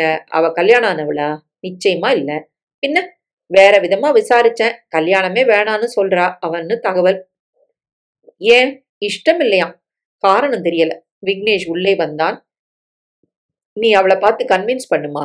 சரிப்பா, அவளும் உன்னை விரும்பணுமே. அவளை கட்டாயப்படுத்த முடியுமா? பேசி பார்த்தாதானே தெரியுமா? ப்ளீஸ். ஜிஎம், நாளைக்கு நீங்க அவகிட்ட பேசி ஏதாவது செய்யுங்க. நான் அந்த பொண்ணை கூடிய சீக்கிரம் சந்திச்சே ஆகணும். சரி மேடம். அவர் விலக, விக்னேஷ், உனக்கு அவளை பிடிச்சது தப்புன்னு நான் சொல்லல. ஆனா அவளை பத்தி நமக்கு எந்த தகவலும் தெரியாது. இந்த நிலையில உன் பிடிவாதம் சரியான்னு தெரியல. நான் விரும்பினது தப்பா இருக்காதுன்னு எனக்கு ஒரு நம்பிக்கைமா. நான் வரேன். ஆபீஸுக்கு அவன் புறப்பட்டு விட்டான். காரில் போகும்போது செல்லில் சிநேகிதனின் தகவல் வந்தது. அவனுக்கு ஆண் குழந்தை பிறந்திருப்பதாக. அப்பல்லோ மருத்துவமனையில். நேராக காரை திருப்பினான். அப்பல்லோ வாசலில் கொண்டு போய் நிறுத்திவிட்டு உள்ளே நடந்தான். சிநேகிதன் இருந்தான். குழந்தையை பார்த்து வாழ்த்திவிட்டு 10 நிமிடங்கள் போல இருந்தான். வெளியே வந்தான். ரிசப்ஷனை நெருங்க மின்சாரம் தாக்கியது. அவள். நேற்று நட்சத்திர ஹோட்டல், இன்று நட்சத்திர மருத்துவமனை. என்றைக்குமே நீ நட்சத்திரம்தானா? அருகில் சென்று பேசிவிடலாமா? ஜிஎம் பேச வேண்டும் என்று நான் காத்திருக்க வேண்டிய அவசியம் என்ன? எனக்கு அந்த உரிமை இல்லையா? நெருங்கிவிட்டான். லேசான தயக்கம் வேறு தடுத்தது. இதுவரை இது மாதிரி எந்த பெண்ணையும் நெருங்கியதில்லை. என்னவென்று தொடங்குவது? நான் உன்னை காதலிக்கிறேன் என்றா?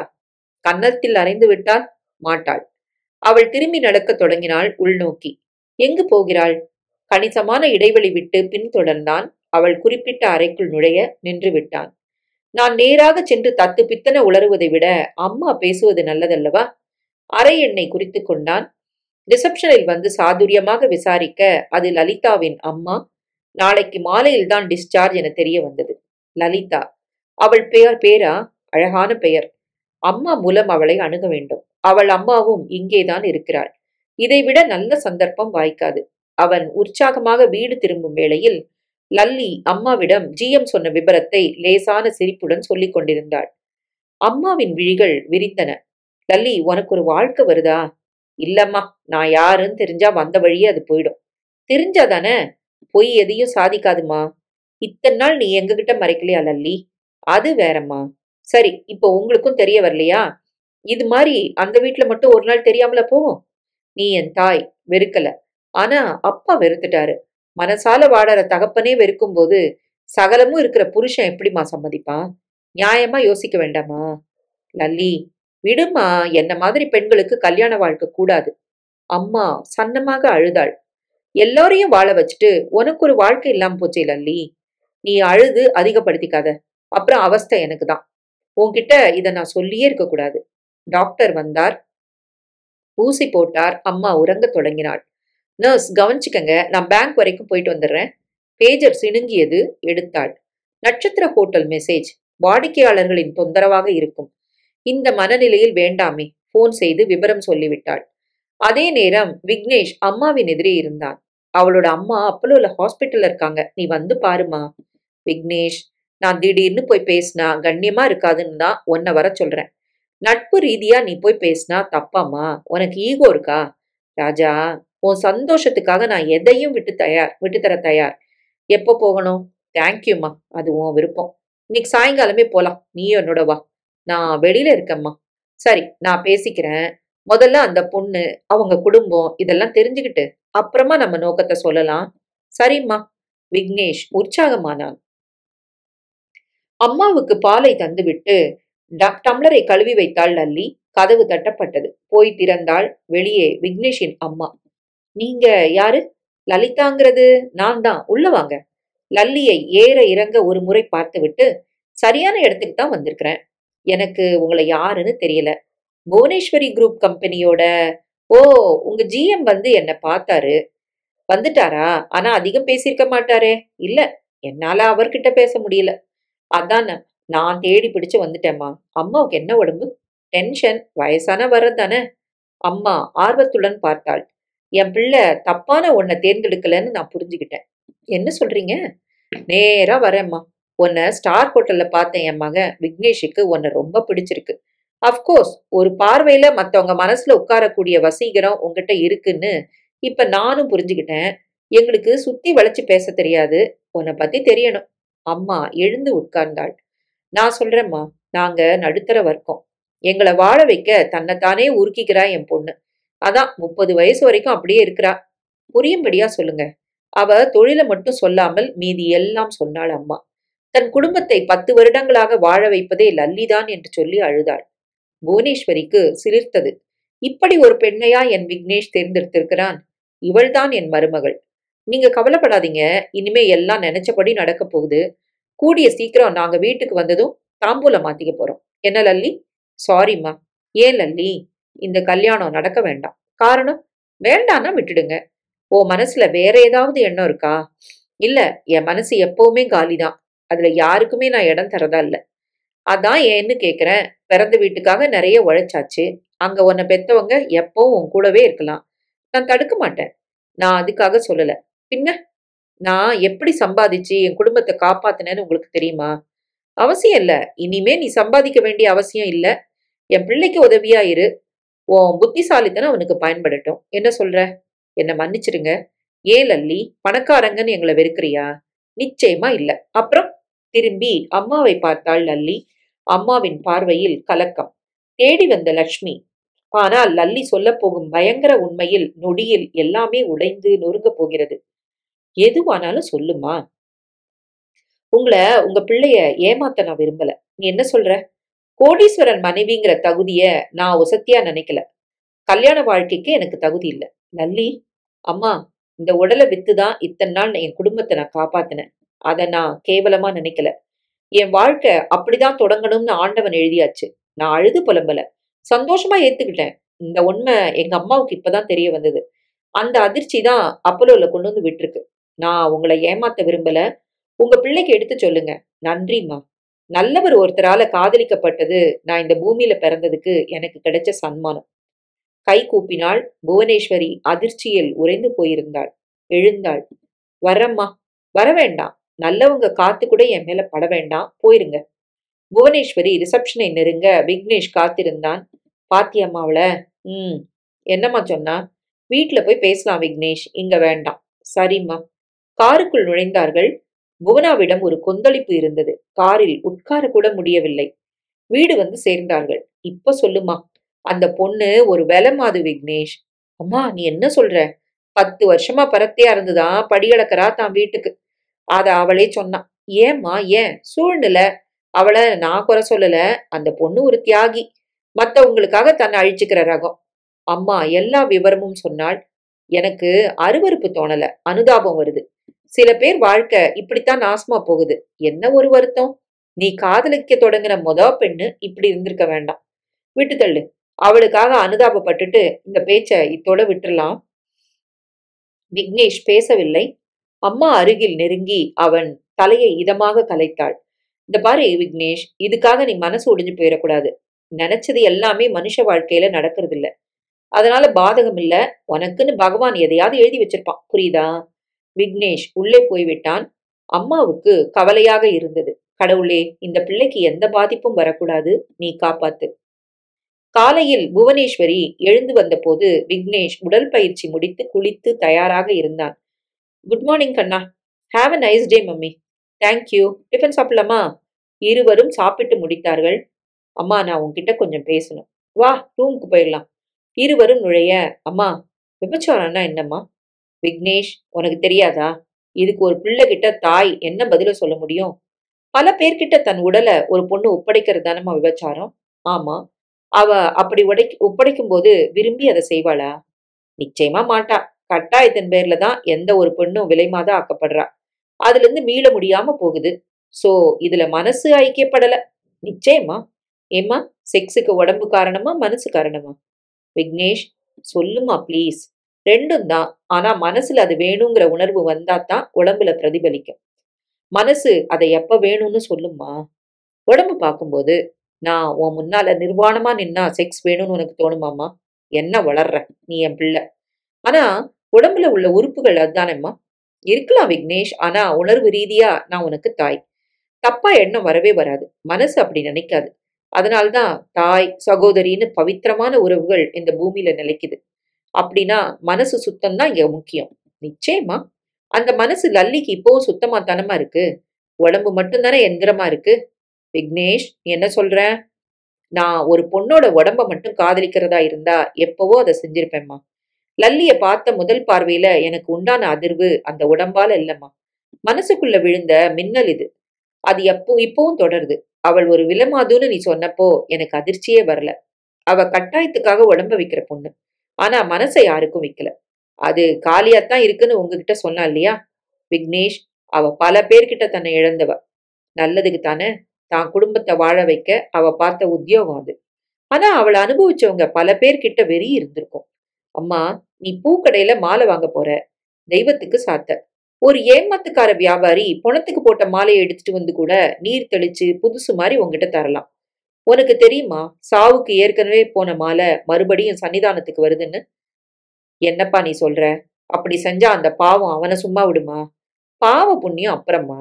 நீ பார்த்து எனக்கு பண்ணி வைக்கிற பொண்ணு சுத்தமானவன் என்ன உத்தரவாதம்? வெர்ஜினிட்டி டெஸ்ட் எடுப்பியா? சரி, எடுப்பேன்னு வச்சுக்கோ. அது உடம்புக்கு. மனசுக்கு வெர்ஜினிட்டி டெஸ்ட் உண்டாமா?